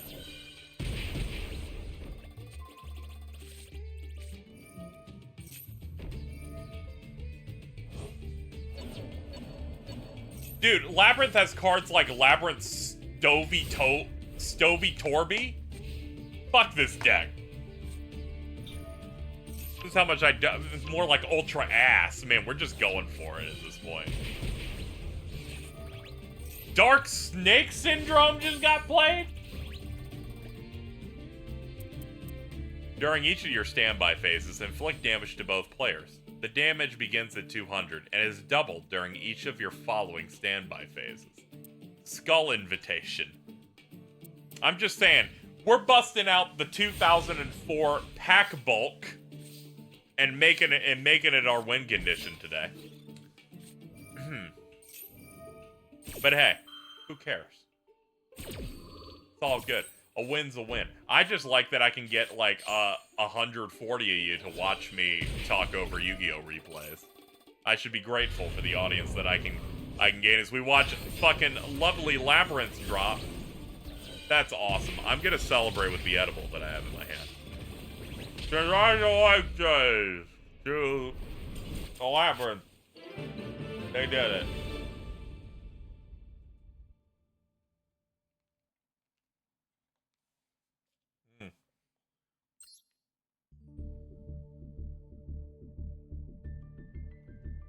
That's great. If we get to the $150 mark on this goal, I'll extend the stream an hour from the moment we hit that. That is a horrible goal. Why did I set that? That's actually quite bad. I just swallowed the strongest edible I have. Okay, well, I made the challenge. You get the hour extension the moment that hits 150. But I will be capping off when I've done enough duels in this rotation, so you don't have too much time. But we got some duels on tap for you right here. First up, we've got Monarch versus Infernity and one of the Trishula Synchros, but not the original one. That's what we have next on tap. We got 30 seconds. Let's get going. Sometimes I get like, what's your Nightmare Blunt rotation? I don't really have one that comes to mind. I'll sometimes like start the process of getting high earlier, and the only real purpose for it is, it'll get me to knock out faster. Thank you, Soil the Chef, for the 25. We're now $100 away from me committing to an hour extension of this Yu-Gi-Oh stream. If you want more replays, and for me to have to commentate them on an edible that could take down most people, go for it. You want to know how? I will sometimes have less than half this dose and still feel like I'm in a hole. It's like in Monster Hunter when you like use armor spheres to like upgrade your armor, and you use the ones that like will level it up all the way and then some, and you're just being wasteful. I just do that with weed things sometimes. Anyway, thank you, Still on the Shelf, with the one more week, $25. I don't know what the one more week could be for, aside from Mario RPG. If it's that, then hell yeah. So fucking pumped for that, man. Anyway, let's see what the results of the poll are, so I don't give you more time than you need to hit a goal that forces me to not be able to leave my own stream. Yeah, that, hell yeah. I even busted out my Super Nintendo Switch controller. Not the ones they sell. I have 2 sets of the 8-Bit Do, or 8-Bit Do company's gamepads, where they recreate the SNES controller but add an L2 and an R2 and 2 sticks to it. I wanted to really like immerse myself when we potentially stream that from front to back in one sitting, because this is a dream release for me. It might mean also that I will not be in the next Millennium Mic that is scheduled the day after, but we'll see. Let's see how things go. 32-68 favoring bottom. You guys just don't believe in the Monarchs, and as I have seen through SEMO's progression series, you could be playing 2015 Yu-Gi-Oh! And still run Rise of the Storm Monarch. Let's see how it goes. This is, in fact, Infernity, alright. Top, going to Dia the Heavenly Squire, then going into Eidos. Presents Guardians of the Galaxy. They're gonna put in Grand Mark. Fucking original Grand Mark. Chat, if you donate more, I'll send KZ more Suhao lore. See? That's awesome. We're gonna do Veil of Darkness into Raigeki to nuke the field. We're gonna set Infernity Necromancer and then play Drag Down to the Grave. They're getting rid of a Fissure. The top player is running as much old head cards as possible. Fissure. Adia the Heavenly Squire. I'm so glad that I can stream Yu-Gi-Oh! Without playing Yu-Gi-Oh! Until Carl forces me into doing Saga. It's such a great moment. They brought out Caius. Caius is just Caius, dude. He's fucking the best, bro. We're gonna get Grand Mark. They can target a set card and pop it. That actually has a use here. And they're gonna direct 48. Let's see what we can do down here. Rhoda. Given carte blanche for the whole deck, we're gonna pick the Dark Greffer. Dark Greffer, defense mode, Infernity Beetle, sacrifice for 2 beetles, and Synchro summon to make Infernity Doom Archfiend. And Doom Archfiend, we're gonna pop, and then we're gonna sink these into Void Ogre Dragon. You can tell it's a strong monster because it's a dragon with big nails and weird orbs on it. These are all intrinsic parts to Yu-Gi-Oh! Monster design. You could say that this was like some Red Eyes variant and you could trick people. Anyway. And a 3,000 stat line. Yeah, that's also fundamental. Motherfucker had 2 Fortress Warriors. Once per turn, they can't be destroyed by battle. You have to commit 4 attacks just to wipe them off the field.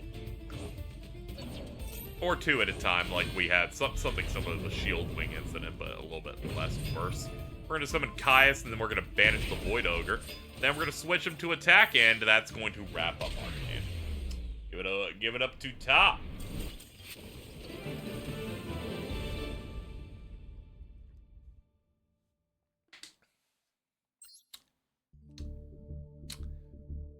Anyway, as mentioned, if we hit 150 on my goal, which we need to make about $100 for, I will extend the stream an hour. This edible I had's gonna kick in about 25 minutes. Okay, Z, I'm interested in sitting down and learning how to make decent quality stream and stuff. What do you suggest I learn to do first? Good audio, layout, how to talk without dead air. Yeah, you tend to have to learn the art of like commentating and kind of keeping up with it, you know? That's something you'll learn over time. So I feel like you'll just keep at it. That's just something there. I would say in terms of audio, video, generally, layout stuff isn't something you need to invest in right at the jump, because that involves, like, paying people or learning graphic design. You can kind of have, like, a layout that's just the game full screened and alert system pretty fast. So I would try and invest in audio first. In terms of audio stuff that isn't super expensive, Blues microphones are decent enough. Like stuff like Snowballs, Blue Yetis, those are relatively cheap entry level stuff. If you want to pay a little bit more, I would look into the Audio Technica stuff. Specifically, the AT2020 is pretty good. That comes in both USB as well as XLR. When you want to get really good audio, I would recommend like a mixer with an XLR microphone. That's kind of the stuff I use that's a bit better. Audio I just find to be... I feel like people can tolerate video that doesn't look as good versus audio that doesn't sound as good, is my personal opinion. But I would either go for like a Blue microphone or something a bit higher end as your starter. Aside from that, just pick up OBS and just kind of find something that you find aesthetically pleasing. Everyone's different for what they're looking for. But Snowball and pop filter stuff, that's like, if you want something sub $100, do that. OBS is free, so you already have the most important part of your kit just out of the box, really free. I would do that, run Streamlabs if you want to use the alert system stuff. Layout stuff, you just gotta look into commissioning people or getting into graphic design. I have someone make all of my stuff. Kimchu on Twitter, who does some good commission work. I think they're on a commission break, though, unfortunately. But aside from that, you just gotta keep streaming and keep, you know, just get a feel for it. Like, Alto's now streaming now. Like, they're trying to get into doing it when they can. But yeah. Yeah, I would invest in decent enough microphone. And then streaming tips, find a schedule that works, that keeps it fun. Stream stuff that you enjoy. Because streaming is a monotonous thing of you having to entertain people while the video is going. So you kind of find stuff that you like. And maybe try to diversify your content. The amount of people that I know that will stream one type of thing, and then when they switch, they lose their audience, and then it becomes this thing of, like, you getting mad in that way. Like, I know so many people in the Kingdom Hearts community, they kind of get mad at the audience being so focused on one type of game, and I'm like, you've unfortunately built the audience that way, so you're kind of just screwed on that front. You can't really get mad at anything but what you end up choosing. That's also why I've tried to diversify my content so that I don't have a massive drop-off. Unless it was when I played Star Ocean. Nobody wanted me to play the fucking Star Ocean last year, the new one. Viewers were at an all-time low on that one. We just knocked that shit out. People did not like Raymond Lawrence. But that's also something you kind of have to deal with. Stuff. Have you believed in the heart of the cards lately? Sometimes. Those streams were fun. Yeah, I just kind of look at my own analytics and go, man, people did not give a shit about that one. But thankfully, it's not like when I used to do Let's Play content, where sometimes I pick something and I'm like, that's 2.5 months of videos I gotta put out. What are the views on them? Oh, barely anyone watches this. Well, I can't quit it, so I guess I'll have to do a second project at the same time to adapt to it. That shit was bad. Anyway, I'm digressing a little bit. Our next one's going to be what looks to be Link Cyber Stuff versus Exodia. Exodia will be bottom for this one. Get your predictions in. Star Ocean 2 is gorgeous enough to sit and look through the... Yeah. I found your Legacy of the Duel LP from long ago. Yeah, I've got a lot of old content on tap. Let's Play stuff was fun, but it did not pay the bills, and I don't live with my parents anymore, so I can no longer, you know, I have like triple the amount of bills. Also, I don't do the podcast stuff anymore, so I make I make maybe like half of what I made like a couple of years ago. That's also really funny thinking about it. Chat, please God donate. I want to send KZ this Su Hao. That's true. That is another bit as chat tries to contribute and help me out. Alright, let's see what you guys thought based on those predictions. 93-7. No one fucking believes in anything but Exodia right now, and that's kind of fair. If an Exodia deck is well built, and its consistency actually procs, it's probably gonna win. It's probably gonna win or get pretty far.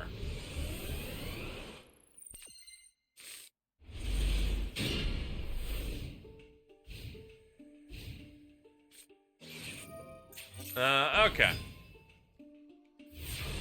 The top's gonna do Cynet Universe, 2 sets, and a Launcher Commander. We got Pot of Extravagance. They fucking packing Obliterate. We got a Witch of the Black Forest and Exodia. We're gonna activate 2 Shards of Greed. Those make you wait before you can actually get the benefits of drawing. And they're gonna summon another Launcher. They're gonna break the Witch, and the Witch is gonna let them grab another piece. We're gonna pick the left arm. Now the opponent knows we're running Exodia, though they probably assume just off draw. Found your channel through the great moments of LPing. I think it was the PM fingernails. Okay. Yeah, it's run by viewer Yuki Mizuno. Not to be confused with the Thundercross Yuki.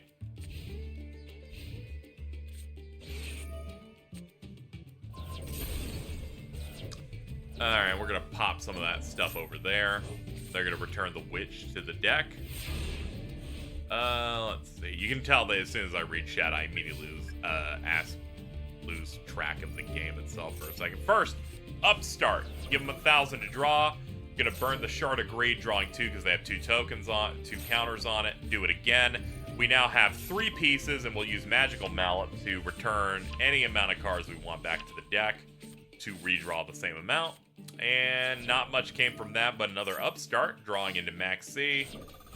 Discard, and yeah, it wasn't amazing. But we did get a Max C off it, so we could probably disrupt like this. It's like, are you gonna let me draw? And turns out the answer is yes. They want that Decode Talker with the cool sword. We'll draw into another backup soldier. Battle phase, take that 26, and that's gonna do it. Let's see what we can get up. Maxi again. Pass, discard backup soldier. When there are 5 monsters in your graveyard. Oh, okay. We're gonna pop the Maxi again, see if that can slow him down at all.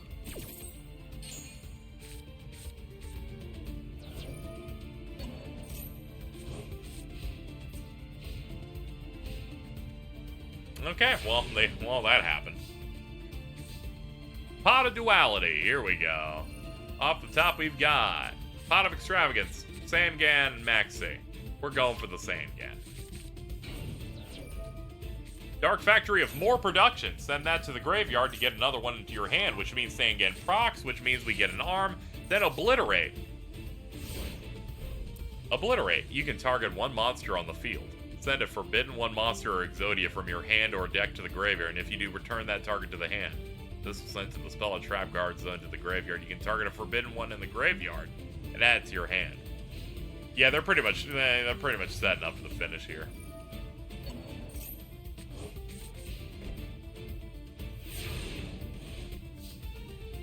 And off the top, a second Sangan. We're going to set, activate more production, proc it, Sangan procs, get the other piece, and that's it. Amon Gaming.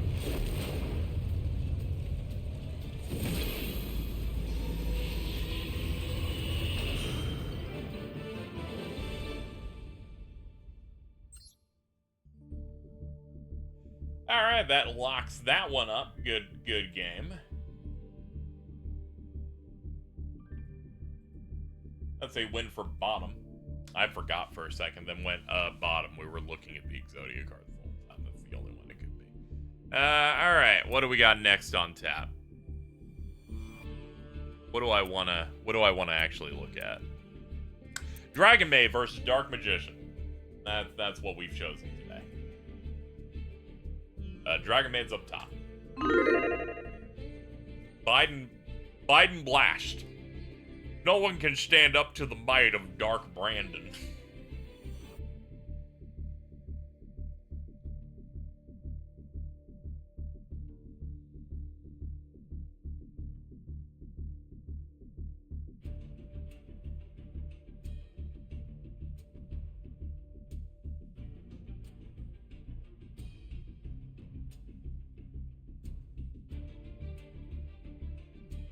Okay, we're looking at... Most people think Dark Magician will actually clear on this one.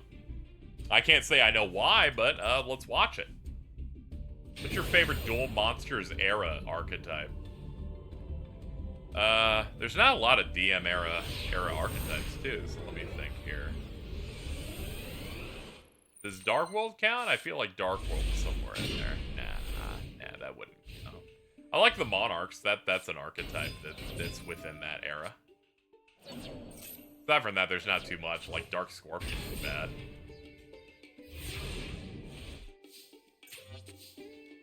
I could say Gravekeepers. They were, like, probably the first one that really starts, like, moving. Trying to get some stuff done there.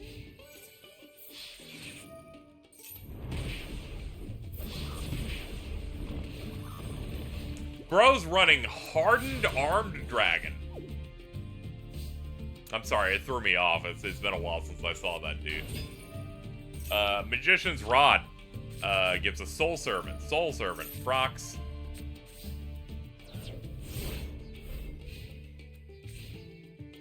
Yeah, also Harpies is kind of tough, because I would say that I like Harpies around Gen 4 Yu-Gi-Oh, so like Zexal. Once you reach around that point where you're running a lot of the good Harpy support that pops around then, you're doing Lightning Chidori plays. I used to stream matches of that. Carl used to threaten to harm me in various ways. Anyway, top 1, by the way. I don't know if you noticed. So we're just going to go ahead and pay that out.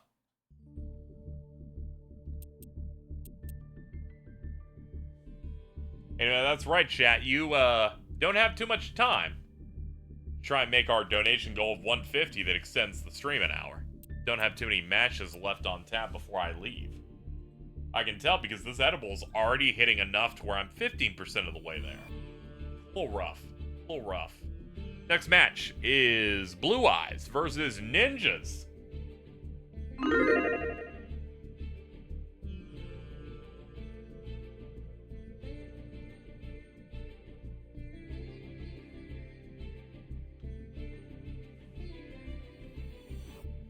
Fraud fight. Blue Eyes has been having a good day. Ninjas, though, are like, I gotta stay on my village hidden in the leaves, or I'm finished. I'm pretty sure Ninjas have a 0 win record, which means they've lost 3 times today. I almost chose the outcome immediately. Oops. That would have been bad. Anyway, you guys are favoring the Ninjas in this matchup, 54-46.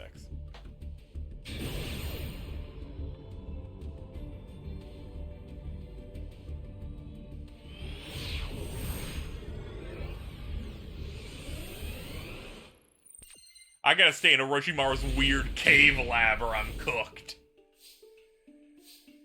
Nobody's gonna survive in that lab except Orochimaru, a man who can be forgiven for any crime if he's cool enough at the time.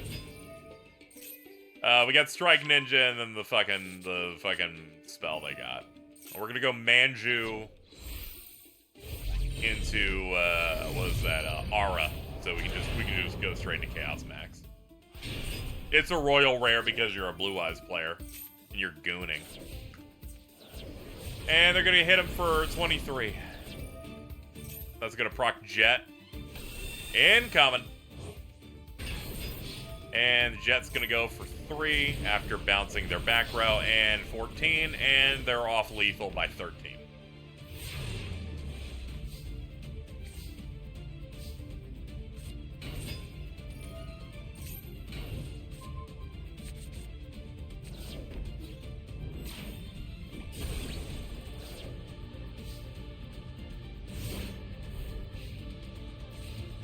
Okay, so what are you gonna do, top?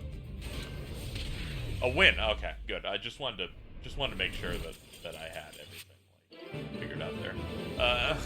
Fraud fight. The fraud here is Ninjas. Ninjas have gone 0 and 4. Blue Eyes, I think, has had an 80% win rate today. Like most of the time, it rolls up and it gets some shit done. Shout out when the Blue Eyes were running the Drytron variant and just completely cooked them. Next up, Elemental Hero versus Dark Magician.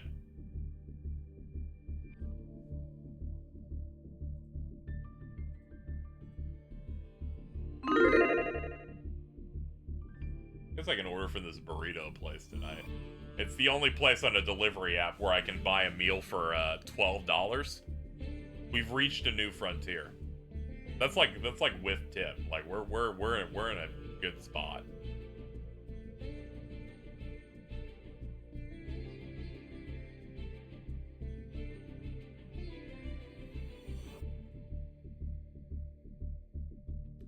%8 of you believed in Dark Magician. That's fucked. What isn't fucked is stop redropping 50 bones. Thank you so much. We'll see how this match goes. Aaron Lime is now free to give me a Sue Hal post if they wish.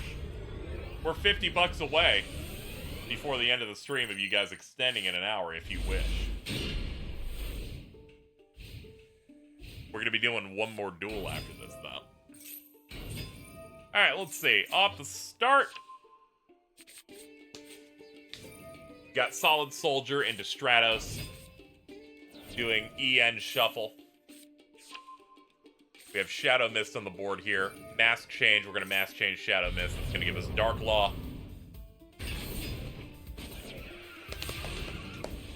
Hold on. I will click your link and then check it out in a minute. Alright, so they went Apple Magician Girl set into pass. Gonna do End Shuffle, bring in Stratos effect. And an extra for the element. Okay, we'll have both of these up here. Alright, we're gonna link Stratos and Blazeman for extra here, Wonder Driver.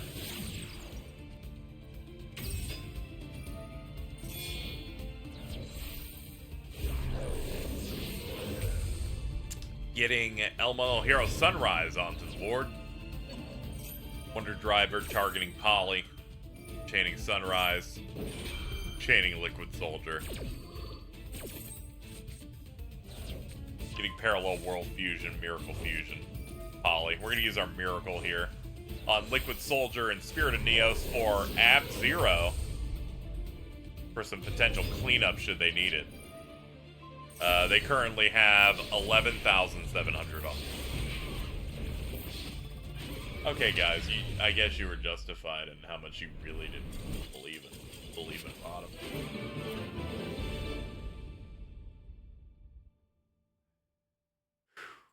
The fucking so-called free thinkers really did win out at the end of the day there.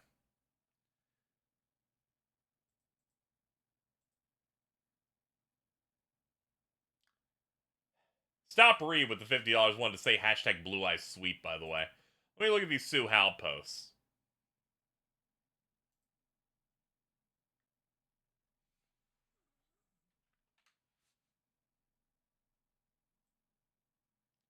Okay. Let's check out this post from Sue Hal real quick.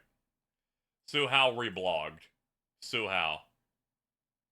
Clicked on this get free Keylon Pies thing. Now the computer in the Red Dragon computer room is super loud, and Movado asking me a bunch of questions. I'm running out of excuses for him because I'm not a very quick thinker. Tell him you don't know what it is either and you're scared. Holy fuck, dude. Never tell Movado you are scared.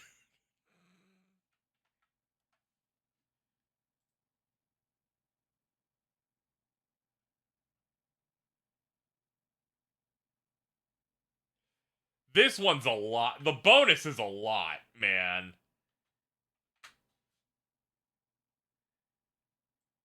There's this right here. To me, you were the brightest star. But all you saw yourself was the blackest of holes. I just wish you'd see the same way I do. They posted that. Followed by Sue Hao going, is this from the new Mortal Kombat movie that I wasn't in?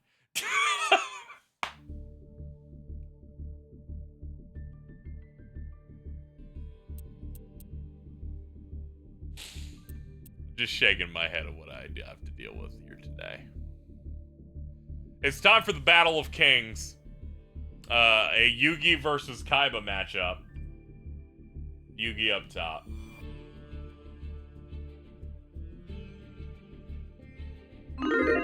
Don't talk about Bucky's black hole. Yeah, I'm sorry. He's like the white tiger or something now.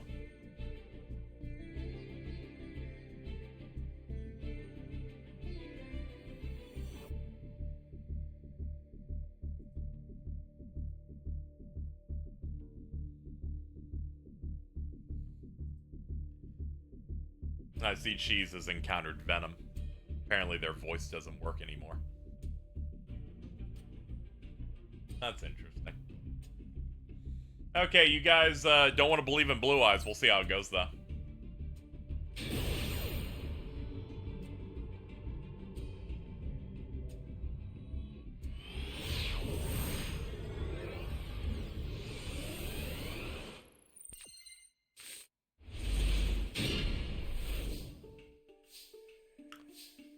Okay. Opening. Set Sangan Pass. Oh, fuck. Magician's Rod. Oh, we're gonna Ash it at least.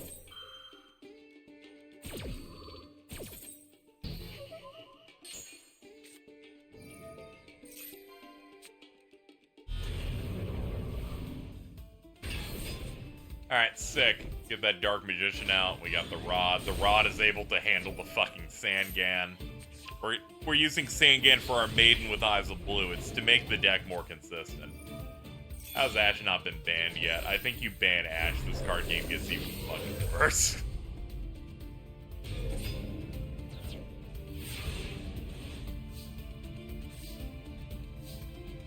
We draw into Poly. We're going for Maiden. They're using Eternal Soul to get 1,000 Knives. And pass.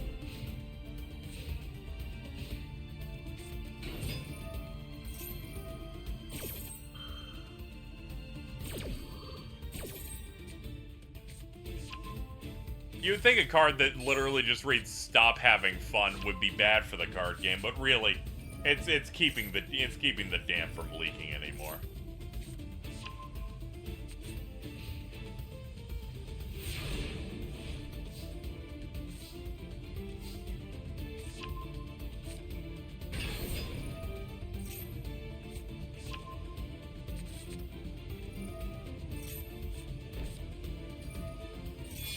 I look away for 5 seconds and you just start popping off. That's right, boys. Polymerization into Tyrant Dragon.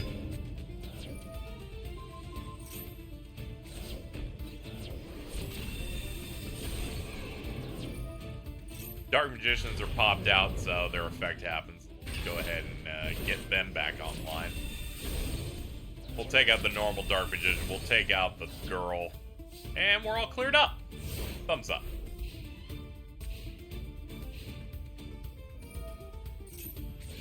Saw Atlas release Persona 5 Tactics a week early. Yeah, something must have gone. They must have accidentally punched in the wrong date or something.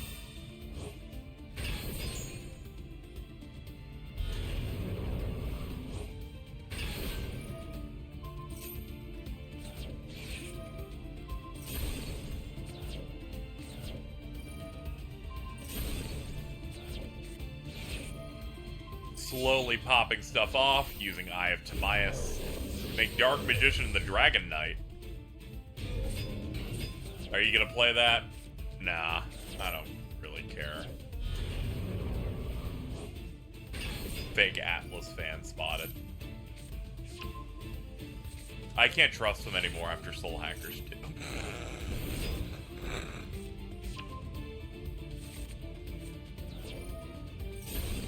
That Digital Devil Saga will never get a remaster. Aw, oh, damn. Hey, Gay Chad, you were right. You're right, Dark Magician did lock that one up.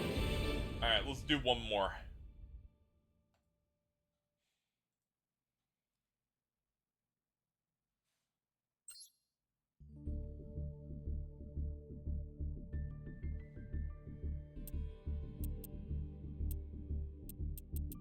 Let me look at something in ranked, maybe. I don't want to have to refresh the list. I'm gonna have to refresh the list, probably. I think we've exhausted every, like, interesting one in here. Yeah, we'll refresh it, and then we'll cap off. Alright.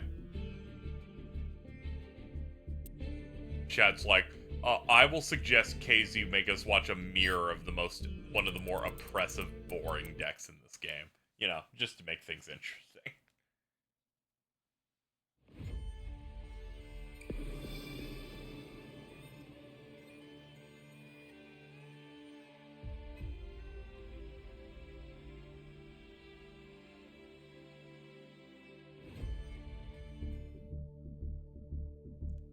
Alright, let's see what we got.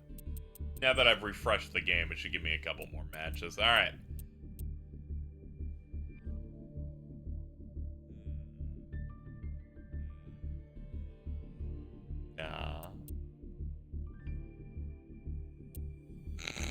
I have one that's just 3 blue eyes, white dragons. It's so funny. You're right, double mystery.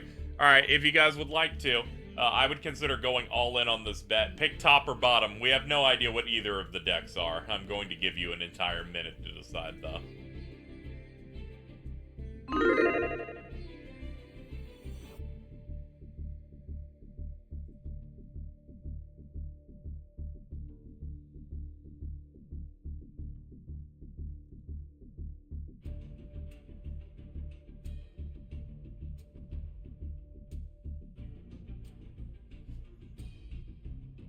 It can literally be anything. By the way, I'm going to refer you guys to this tweet that's knocking me out just now. Whoever submitted the United Kingdom Teenage Mutant Ninja Turtles Blu-ray gloriously struggled with the name of baseball player Jose Canseco. And instead wrote it as if it was a Japanese name. Jose Ken Seiko. They're like, they're ninjas. That's what this joke's gotta be about, right?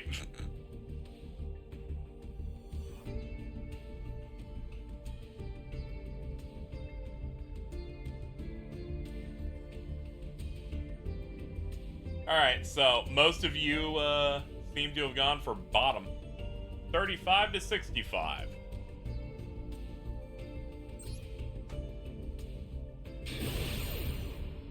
I have a Sue How for you, but it's a long one. Just read it after stream. Okay. Holy shit, you're right. Thank you. You knew I'd appreciate it regardless.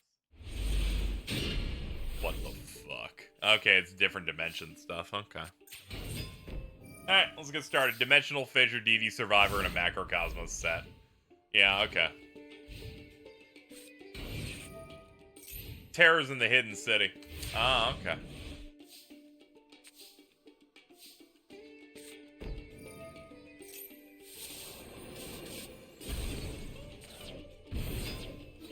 Goblin Attack Force. Taking out Shadal Falco. Some direct damage. I like that they just have a new, faster, and more interesting looking effect activation noise. And now it's got like a purple aura on it too.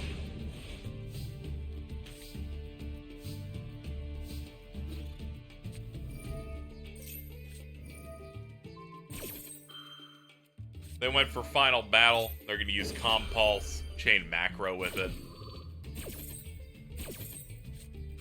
So it'll bounce the opponent's monster, and yeah, everything's just getting damaged. Thank you, Ultima, for the rated 34. Hope your stream was good. We're about to wrap up, too. We're just doing one last prediction on this duel here.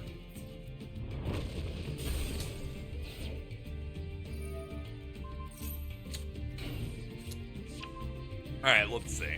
They got Fiendus face down. That's about it. Yo, we got the Sphere mode, though. Alright, they're gonna pop back row. It is Final Battle. Pop that. Also, thank you for the, Jesus, 2 years. Good lord.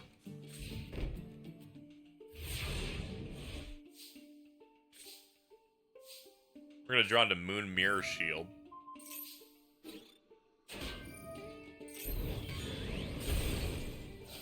Oh, that's how that works. Okay. It's Twitter still up Ultima. They're a reporter. They're like a journalist, I believe. They break news.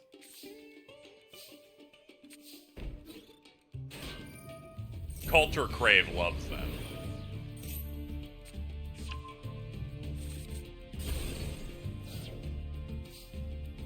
The new Jason Schreier, yes.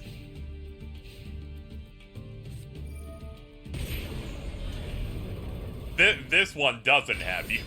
Doesn't have people blocked. We're gonna summon Supreme King Zark. Alright, Zark is dead.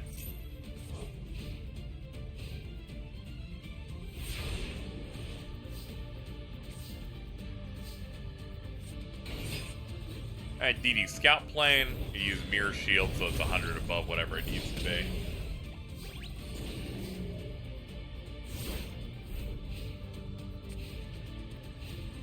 Nice.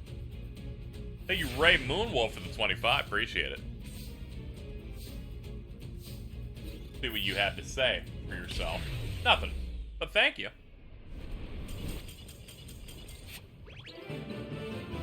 Alright, that gives us a win to bottom.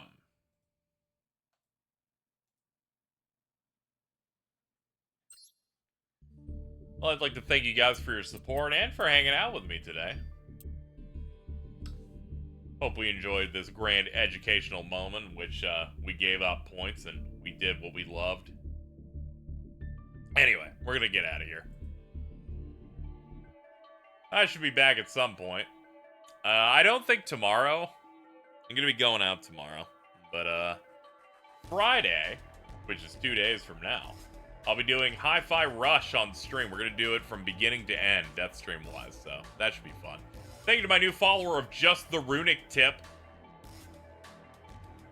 Friday is tomorrow. Fuck you. Don't do that to me. Thank you to the donations for Stoppery, Soylent Chef, Ray Moonwolf, Oren Bloodstone, and Sis Code Talker. And thank you, Ultima, for that raid right at the end. What are you talking about? You're sick in the head. Fuck you. You're not getting a slice.